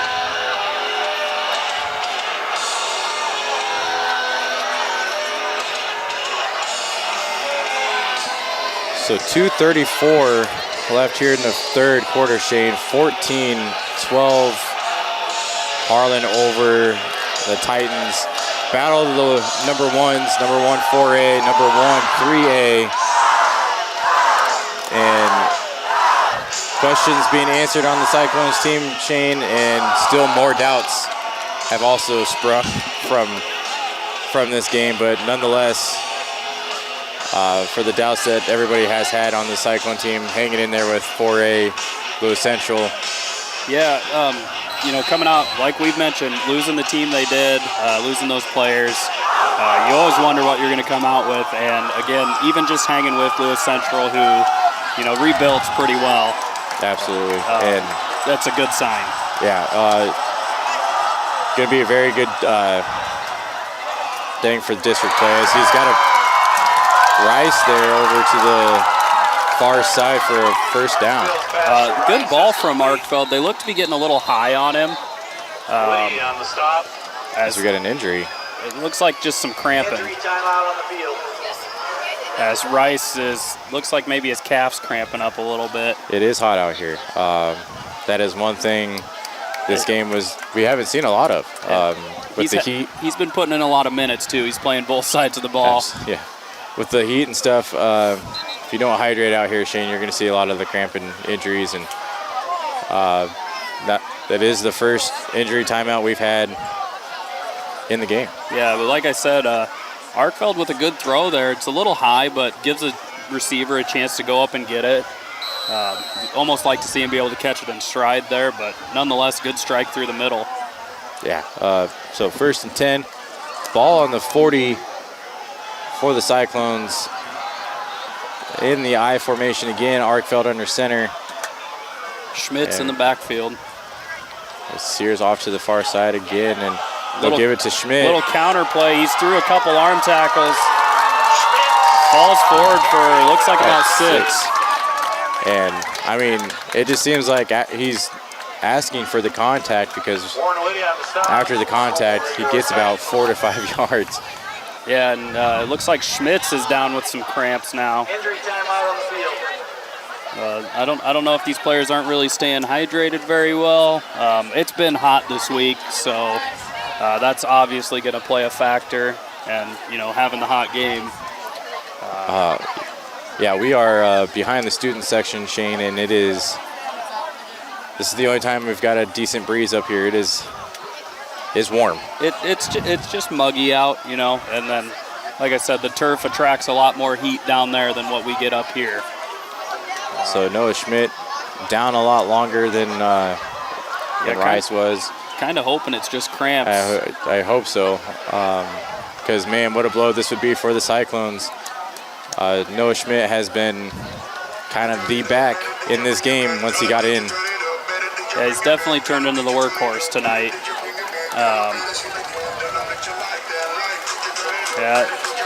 Looks to be limping a little bit. Up on his own power, though. He's walking, so that's a good sign. Kittner out there checking on him. He's in good hands. As he's walking a little bit more better. Yes, he is walking better. As Arkfeld takes the play back into the huddle. Just under 2 minutes to play in the third quarter. 2nd and 4 for the Cyclones at the Lewis Central 34.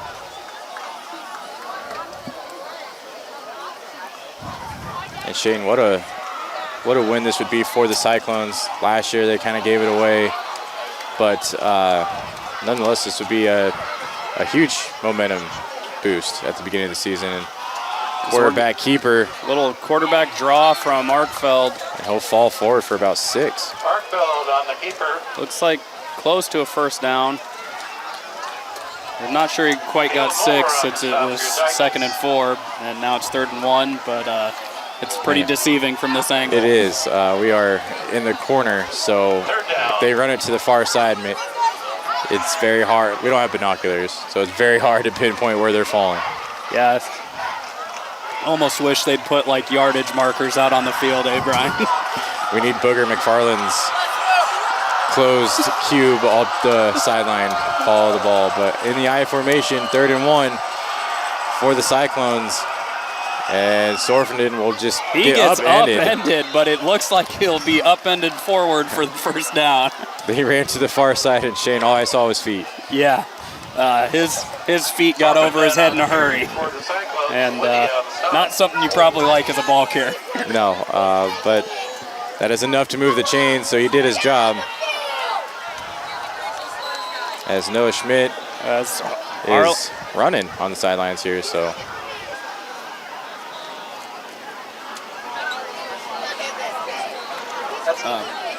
Play clock winded down. That's the end of the third quarter.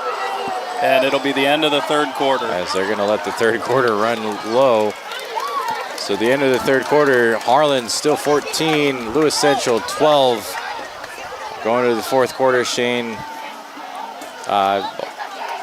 Harlan needs to put some points. Yeah, not much action this quarter. So they'll switch sides. Me and Shane will be back after the break. You're watching HLTV Channel 15.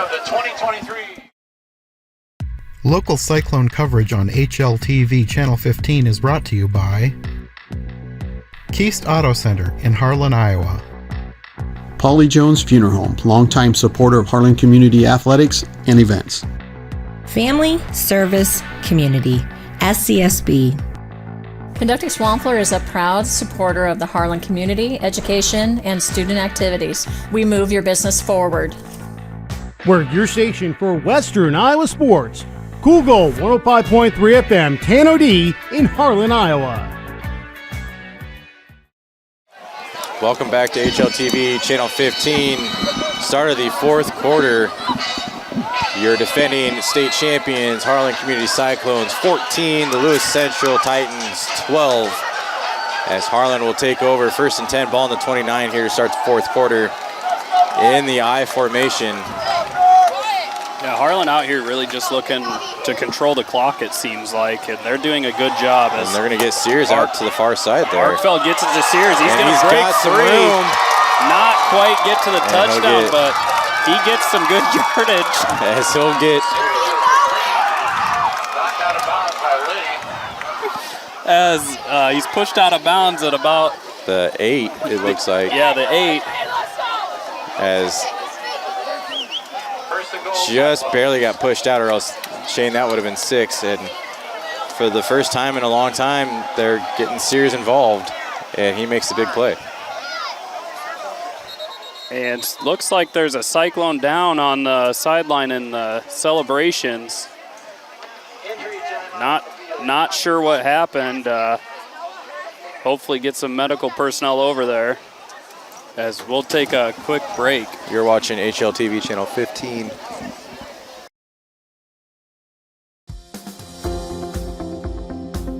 At United Bank of Iowa, the difference is here. Conveniently located at the corner of Highway 59 and Pine Street in Harlan, you'll always find a smiling face to greet you and help you with all your banking needs. We offer competitive rates on deposits and loans, and the latest in technology with our online and mobile products. Come and find out for yourself why the difference is here at United Bank of Iowa. Member FDIC.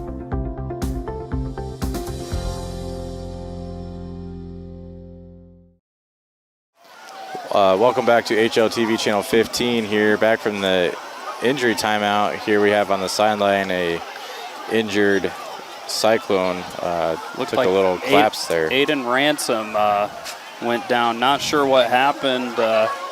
Hopefully he's all right. Got the EMS looking after him, though. They've brought over some cool towels and stuff, Shane. We've said before, it is brutally hot out here. The humidity is very, very grueling, but nonetheless, the Cyclones offense takes the field after a big first down play from Gate Sears. Almost took it to the house there.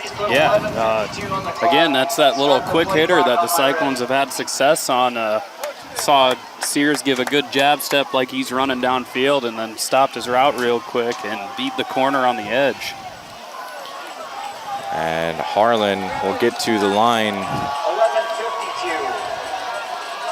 as we're getting some scoreboard issues figured out here before we get to the snap. As we will keep you posted on Ransom on the sideline if anything changes. But Harlan, 1st and goal, ball in the 8, and they'll pitch it out here. Toss to Sorfenden, and that's a good open field tackle by the Titans. It looks like number 15, Caleb Moore, on that play. Sorfenden on the carry and drop for a loss. Because Sorfenden gets that edge, that's looking like a reservation for 6. Absolutely. I mean, there was nobody over there, so that was his only man to beat. So that was a very important tackle there, and like you said, a very good open field tackle. May have been just barely hanging on by the cleat, but he got him down. A win's a win, I guess. So just over 11 minutes here in the fourth quarter. Harlan knocking on the door, ball on the 10, 2nd and goal. And they're going to look to the air, and they have Noah Schmidt out to the flat. And Schmidt will get a touchdown for the Cyclones.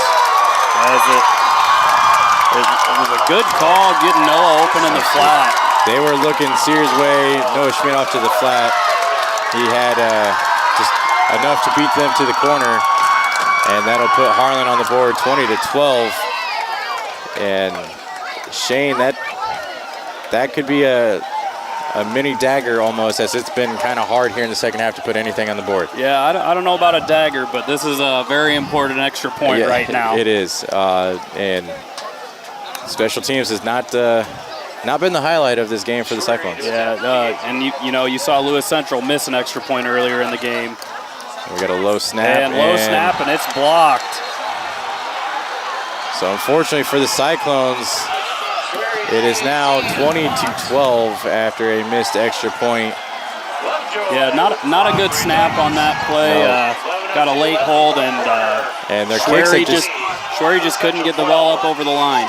Their kicks have been low kind of all night, so.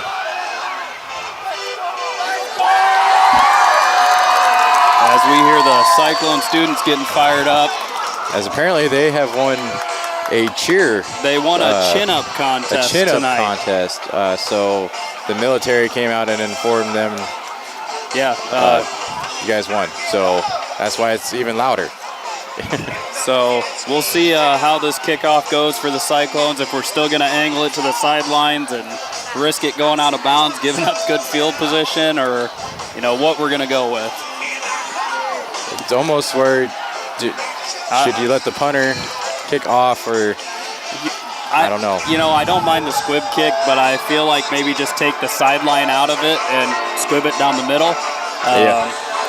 I don't like the idea of directionally, especially after two have gone out of bounds, directionally kicking it to the side. Schwery's done a decent job. He pinned him deep off a mishandle by the Titans return man, but other than that, they've both been out of bounds. And Lewis Central has kind of taken advantage of that. So, yeah, both kickoffs that have gone out of bounds have resulted in pretty good Lewis Central drives. The first one ended on a 4th down, failed conversion attempt, which was just short of the first. The second one, I believe, resulted in 3 points. So, nonetheless, here we go. Schwery going to kick off to the Titans, and back to the for the Titans to receive this. Shane, it looks like number 28. Yeah, he wasn't in the program earlier. He was the one that muffed the first one to the sideline. And it's going to be him and Ortega back. And that one's going straight out of bounds. At some point, you got to wonder, as the special teams unit, why are we trying this angled kick? I'm sure Ortega's a dangerous return man, and you're trying to keep it away from him, but you got to just try it. 3 out of 4 kickoffs out of bounds. Absolutely. Now, instead of a possibly touchback and have them start at the 20. And they're actually going to have him re-kick the ball.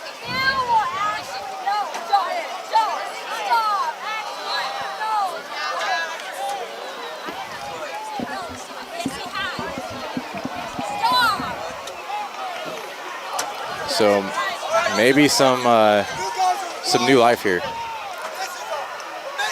Titans opted to have the Cyclones re-kick. Sure again. Football up play. And they'll take a 5-yard penalty, so he'll be kicking from the 40 rather than the 35. We'll see what happens here. Hopefully some new life here. Maybe we can get it into the touchback, as they are kind of favoring the near hash here for some reason.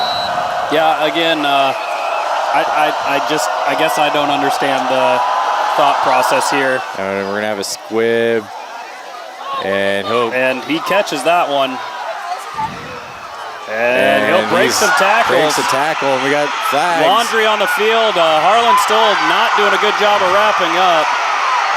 As he's off to the far side and pushed he's out of bounds. We'll have to see what this flag's all about back here. But that's some big momentum for LC. As they're looking at about the 40 for Lewis Central, so it looks like it's coming back. Yeah, so that's number 29 on the return. Not sure his name. He's not in the program. As that's about the second or third player that's just not listed for Lewis Central. So. I think we've come across 2 so far. So it would, maybe some secret weapons there. I don't know. But we kind of found out why maybe we're kicking it out of bounds. Yeah, definitely going to need to see better out of the Cyclone special teams unit. They're going to catch a break here, it looks like, though.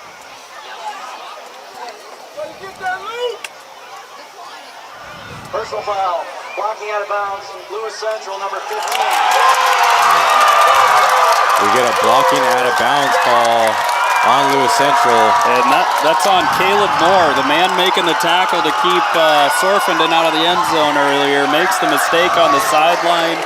So instead of first and goal, Shane, it's going to be 1st and 10 on the 35. And it's actually, is it the 35? Looks like they're walking it back to the 30. They have 35 on the Titantron, but yeah, it looks you like are right. They're going to put it on the 30. So got to think about it. You know, they take the 5-yard penalty on the kickoff out of bounds, and rather than get the ball at the 35, now they're on the 30. Right. And just to think, if everybody would have done their assignments, they would have been probably 1st and goal on the 8. Lucas Francis making a good play chasing that down, not giving up on it. As the Titans are back to their up-the-middle runs, and the Cyclones swarm him at the line. I mean, he bounced off about 2 or 3, but he still wasn't going anywhere. And we're seeing hands on the hips from Cyclone defense. They've had a brutal game. Yeah, Cyclone's defense have been on the field majority of this game, Shane, and they still haven't backed down. They haven't been out there as much the second half. But still having to put in a lot of work. As the running back's going to be open in the flat, make the first man miss. And Sears is going to miss the tackle too. And oh, what a hit! Good play coming over by Sorfenden to hit the back out of the backfield. Yeah, he kind of Pat McAfee'd them there on the light up, but nonetheless, that is a big game. Yeah, unfortunately, that doesn't take them 30 yards back. So. So the Titans on the move, 1st and 10, ball on the 39 for the Cyclones, in Harlan territory, excuse me. But yeah, that's one where Hetzel had some time back there and was able to find his check down. If they don't pressure him, Hetzel can put it where he wants to. So 1st and 10, ball on the 39 for the Titans. And he's going to look to put it in the air again. He's going to step up. He's got wit deep. And that's a good play by the Cyclones. Good defense by the Cyclones. As that was... Looks like Jason Erlmeyer on the coverage there. As he, just kind of getting in the way. As it hit him actually right in the back. But yes, like you said, it was the annoying defender that just got in the way. Again, that's one of those. I'm not sure if the Cyclones aren't keeping safeties back, but it was Erlmeyer and Whitty, and that was it. And they're going to look to the air again. As Maker is going to make the catch. As that'll be enough, I do believe, to move the chains. It's going to be about a yard short, it looks like. But that's one thing about this official team. They are not giving. As it looks like Hetzel's going to keep the ball and get the first down. So it's a third and inches. You just fall forward. You get 4 new downs. Got the old Tom Brady. Let's just get the inch. That wasn't quite the old Eagles Jalen Hurts push. Easy there. First down. So under 10 to go here in the fourth quarter. Harlan 20, Lewis Central 12. And we got to run to the far side, and that'll be stopped for a gain about 1 to 2 yards. I was going to say, couldn't have been much past the line. As Harlan's defensive front again just kind of doing what they need to do to keep this run team off the board. Yeah, Harlan's doing a much better job of filling the middle right now. As they are in the shotgun for Lewis Central, he'll look to put it in the air, and he's got Whitty. And Whitty's going to break a tackle and fall a couple yards short. Looks like he's down to about the 3. Yeah, 2 or 3. And, you know, we're just getting burned. We're playing off coverage and not closing to the ball quick enough. Sears missing the tackle on the catch. That's I do believe, his second missed tackle here as of late. And Lewis Central is just going to keep going.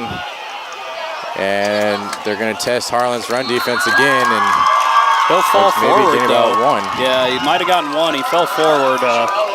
Second and goal for the Titans, but they are knocking on the door. Yeah, and definitely going to need to see some push from that Cyclone's defensive line. Just over 8 minutes left in the fourth, Shane. It's kind of crunch time here. Yeah, got to have points here if you're Lewis Central. A high snap, but he's going to squeak through. You had about 5 Cyclones back there that couldn't make the tackle. He's just a little quick forward. That, I believe, was... That's 22. He's not in the program. And we have an injury timeout and another Cyclone down. It looks like he's getting stretched. Definitely probably cramps. As it is now 20-18.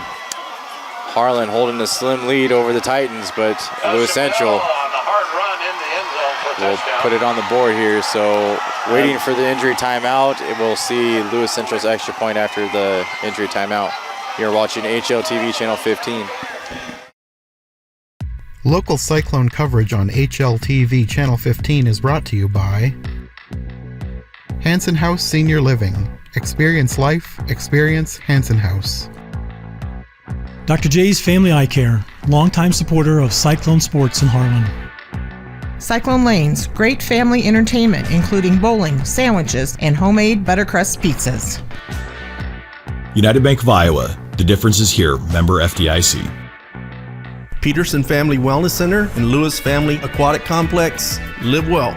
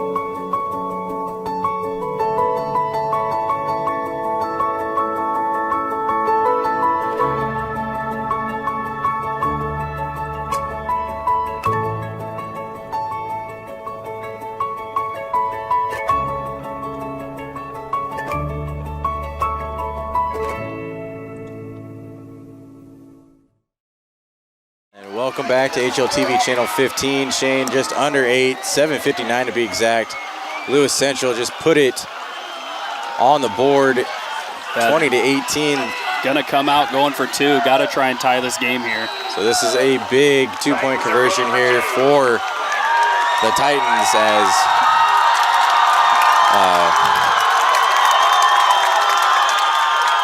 he'll roll out. He's got a man open. And he just drops it. Ball thrown a little bit behind him. So Harlan catches a break on that. Hetzel definitely going to want that one back. 7:59 to go. Harlan's going to keep the 2-point lead. And with Harlan's kind of clock management here in this game, they can run almost 6 minutes off the quarter, because we've seen that happen in the third quarter, Shane. They ran 6 minutes off there rather quick. Yeah. We'll see what the offense can come out with. So we'll see how this one goes. What Lewis Central comes out with on the kick. They got to kick it deep. You can't go for the onside with 8 minutes left. No. And squib kicks have worked for them, just not for us. They squib kick it down the middle. They don't kick it to the near sideline. But definitely Harlan here. If you're Harlan, you're hoping Noah Schmidt 100%, and try to just manage this game, get the first downs when you need. Yeah, probably gonna have LC coming out loading the box on defense. Yep. They have been all night, but gonna be overly aggressive now more than ever. And if you're Lewis Central, offsides have been an issue. Are you gonna push? How aggressive are they gonna be? And even at that point, Harlan come out, run a play action, take a shot. Because second half, Will Arkfeld has kind of had more zip on the ball. We've seen him hit Sears off to the side there. He's kind of kept it out of the air. The first half, he was more lobbing the ball.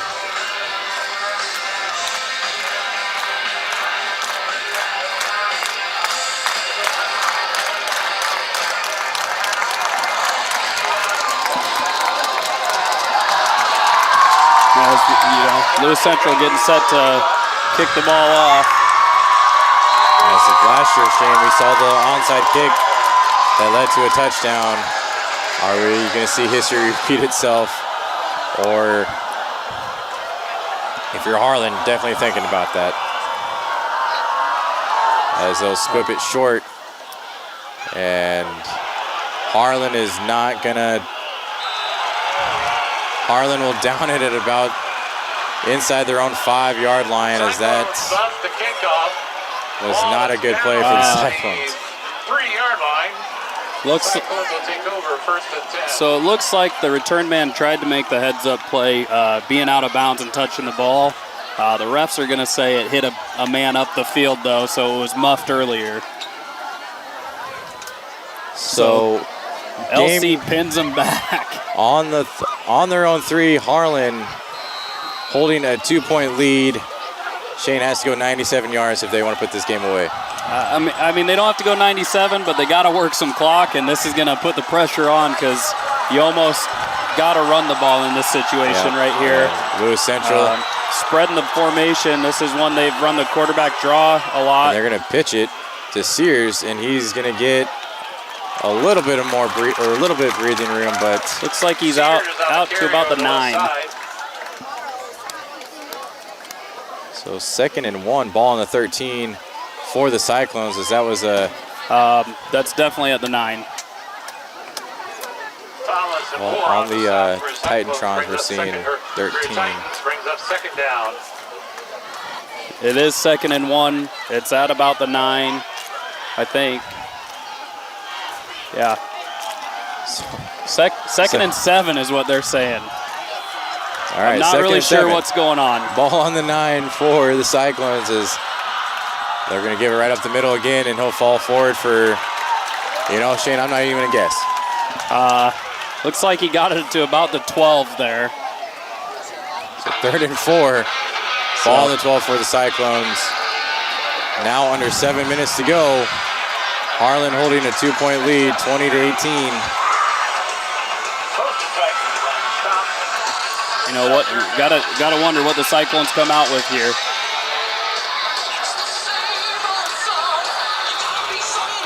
Looks like we're gonna have Schmitz in the backfield, Arkfeld under center. So we'll be in the I formation again, as I think they were kind of hoping for an offsides, but LC gonna stack him up. Schmitz is stopped at the line. And so he got back to the line, and that was it. So 4th down. So 4th and 4, ball on the 12. And here comes the punting unit, and Shane. 4th down. I'm not having any faith in our special teams. If not a good look. The last punt he shanked for about a 10-yard punt. We'll see what Franz has in store for us now. As we are back to kick as Blue Central about the 50 to receive this punt. High snap. As we got Much a better decent punt here, and they'll field it about the 48. 46. They're going to mark him 49.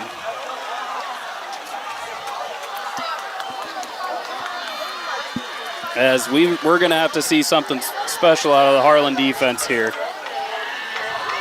And for Lewis Central, do you rush these last about 5:45 and put it in the air, or do you try to go down and put it on the ground? I mean, Harlan hasn't had many quick strikes, so if you can get a shot, you take a shot. So here we go, Lewis Central 1st and 10, ball on the 50. And they look to put it in the air. And it just out of the hands of Whitty for the Titans as Hetzel on the turf again. Took a massive hit as Harlan definitely lets him know that they've been there all game. Yeah, but again, it looks like Whitty has our defensive backs numbers. He was pretty open on that. Yeah, on the across the field there on the little post route. It just I think if he would have came down with it, that's a big gain there. So here we go, shotgun, 2nd and 10 for the Titans. They're going to hand it off up the middle. And he'll get just a couple. 4. It looks like 3, 3rd and 7. Well, this is more than likely 4-down territory for the Titans.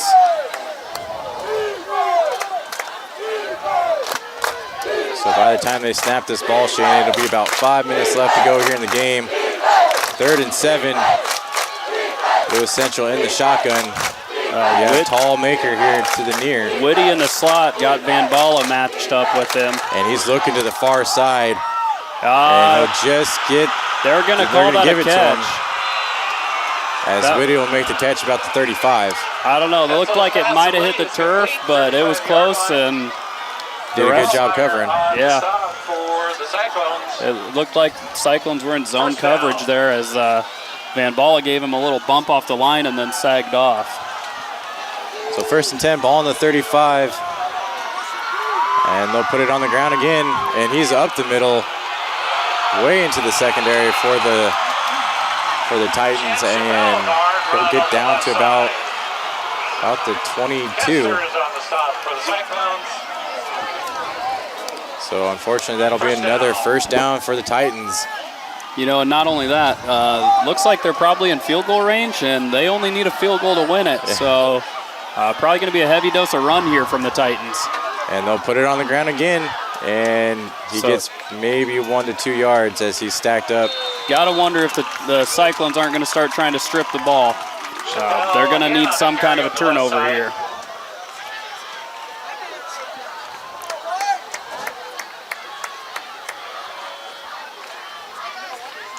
As the Titans come out in the shotgun, 22's flanking the backfield.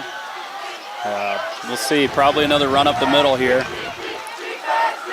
They're going to drop back to throw. And Harlan's going to flush him, and he's going to get a couple. Some positive yards, but Cyclones there on a good containment. Clock's ticking down. Need a stop here, 3rd and 5. 3rd and 5, 3:28 left. Ball on the 18. As we'll see Camden Cross check back in the backfield, and he's been a strong runner for them tonight.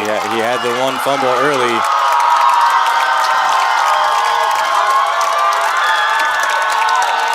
And they'll look for him in the flat. Ball's tipped and on the turf. Incomplete as Harlan's defensive line had the hands up there. Yeah, it looked like Joseph Rice got in there and got the deflection. So 3:05 left here. 4th and 5, Shane. They're bringing the field goal unit out. Yeah, big kick right here. Missed an extra point earlier.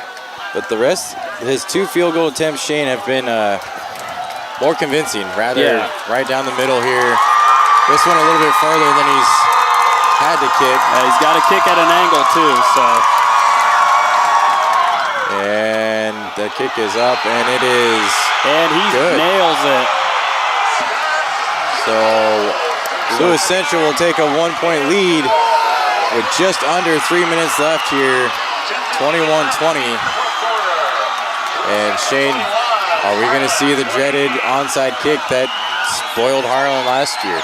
Yeah, I don't know. You hope the Cyclones aren't hanging their head too much. Still a good game. Still got a chance to win it. Like to see them still have some fight, even if they're tired.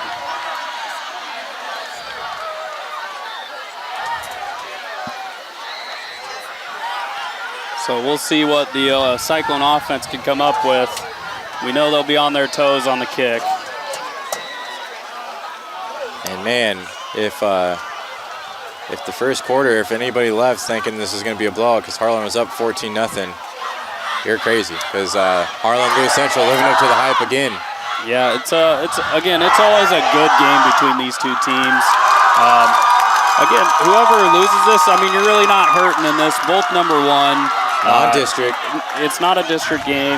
You're sitting good still because it's, you're fighting.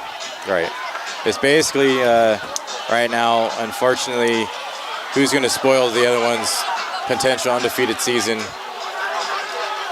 But again, just losing this game doesn't really mean much when it comes to postseason.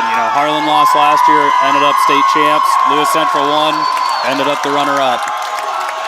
It's kind of been the history of this rivalry here. Harlan has the lead here, like I said, 13-6 against Lewis Central all time.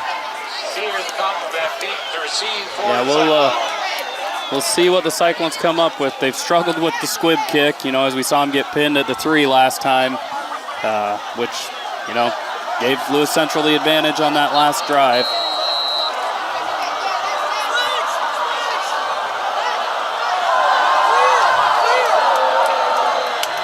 Sears, and it looks like Kaufman back there to receive for the Cyclones, and they are going to put it up in the air. And we'll have a chance at the return here as Kaufman fields it. If he can get the outside, gets to the 20. So just under 3 minutes to play. Harlan needs a drive to get some points here. Decent starting position. Last drive started on the 3 and was kind of told you can ice the game if you go 97 yards. And they did not go 97 yards, in fact. No, sir. Went 3 and out. So we'll see what the offense comes up with, if we're going to get a little more aggressive play calling. You almost got to, unfortunately for Harlan, you got to start trying to get it to Sears. If you have to do out routes, curl routes, you got to get him more involved here. Going to be a little tough. Looks like they've got a double over on Sears. As they look off Sears, and Eggers with the catch, but going to be behind the line of scrimmage. So that was Kaufman on the reception, but a nice one-hander. But if I was Kaufman, I would have just batted it down. The only thing is if it's a backwards pass, it's hard to tell from this angle. Not what you like to see, a 3-yard loss on your opening play on a drive you need some points. 2nd and 13 for the Cyclones. 2:20 and change left to go here in the game. Harlan's got to put something together here to win this game. As Will Arkfelt in the shotgun, and he'll look. He's going to put it out to the flat, and they have that snuffed out. Sorfinen gets to about the line of scrimmage. As Harlan is not testing that deep ball at all. It looks like they actually did they lose yard? They lost another couple yards on that one. Caleb Moore on the tackle for your Titans. So 3rd and 14, you are right. 3rd and 14, ball in the 17, as we will have a timeout here by the Cyclones. Buck 53 left to go, Shane, 21-20.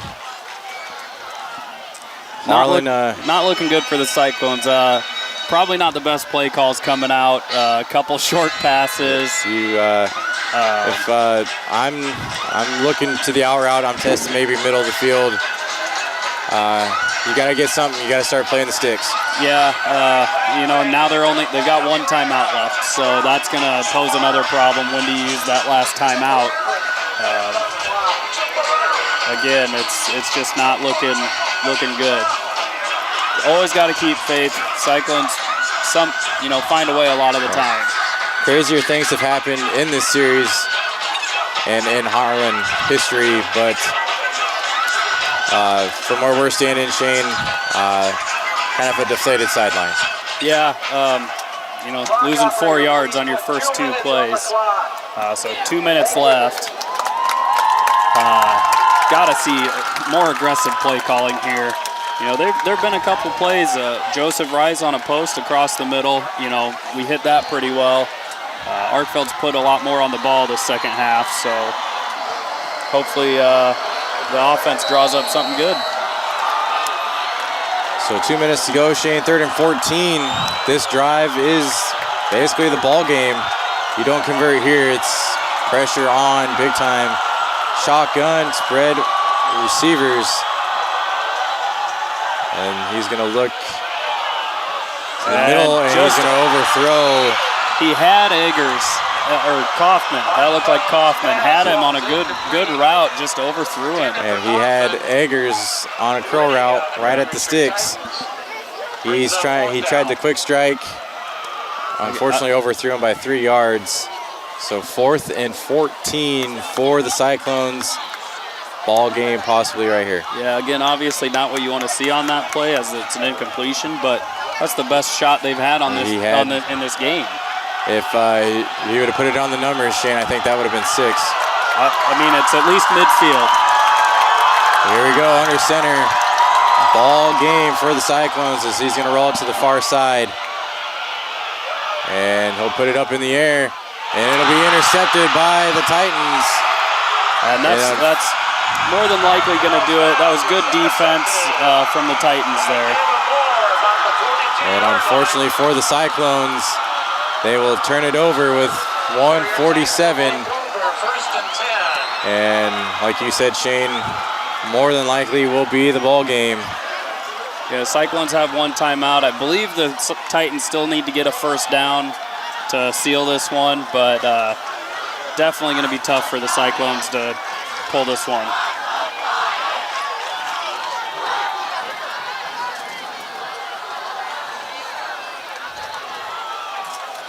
But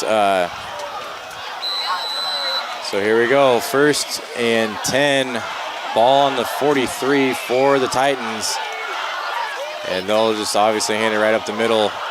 And that's not a good sign. Gonna take it to the house. And he'll be down about the 5. Right there, you might let him score if you're the Cyclones.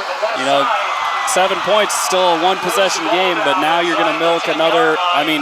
I think they can close the game out now. As like we said, deflated sideline. Harlan obviously frustrated.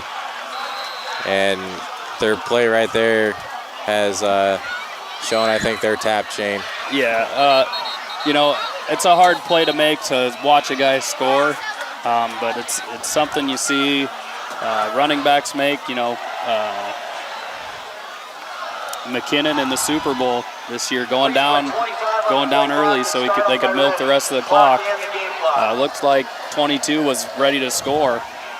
He was all touchdown, but in Tennessee, or the Titans' eyes, Shane, they're looking at this offense not being able to go anywhere. So why not put it in the end zone? Yeah. It's we'll see what they come out with. I wonder if they won't kneel it, but Titans going to have to use a timeout as they're running into a delay game. As 1:10 left to go here in the game. Harlan trailing by 1, 21-20. First and goal for the Titans, though, on the 7. And if you're a Cyclones fan, Shane, you're hoping for a miracle. Please put 1:14 on the clock. Yeah, definitely need a miracle here. You need a botched snap. You need something. Yeah, but regardless, like we've said, it's a good, hard-fought game. You can't really be sad, either fan base or team, walking out of here. It's a tough one to swallow if you're on the losing end, but it's nothing you can't recover from. No, and I mean, we've said it over and over. This is not the same team, but for them to come out and play Lewis Central like they did, only good things from the rest of the year for the Cyclones. If they can play a 4A school like this and kind of bring them on the brink of possibly losing. I mean, Cyclones leading the whole game except for when Lewis Central kicked that last field goal. So definitely light at the end of the tunnel. But, hey, if I'm Harlan, I'm putting this in the back of my mind. They started 0-1 last year, held the state championship last year at the end of the year. So if you have to sacrifice the game, I think you're going to do that. But they are going to knee. Yeah, it looks like the Titans are just going to knee. I think Coach Blatt may just keep that one in his timeout in his back pocket and, see this one out. As now we are under a minute. And unfortunately, Shane, it looks like Harlan's starting the year for the second year in a row 0-1. But like we said, it worked out well for us last year. Please do not go on to the turf.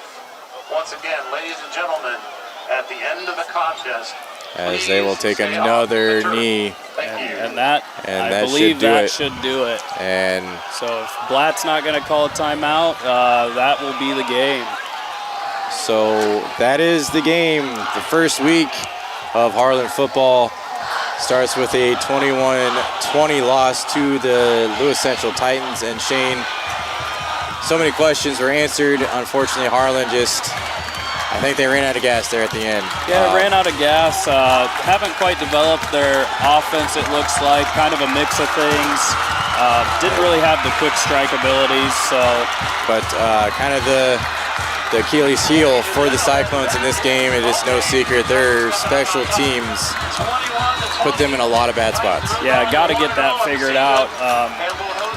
A lot to work on there for sure. But I am Brian Martin.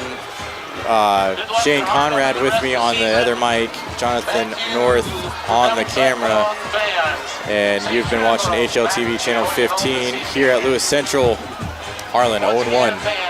But we will be back next week at Denison for another exciting game of Harlan football. Thank you for listening.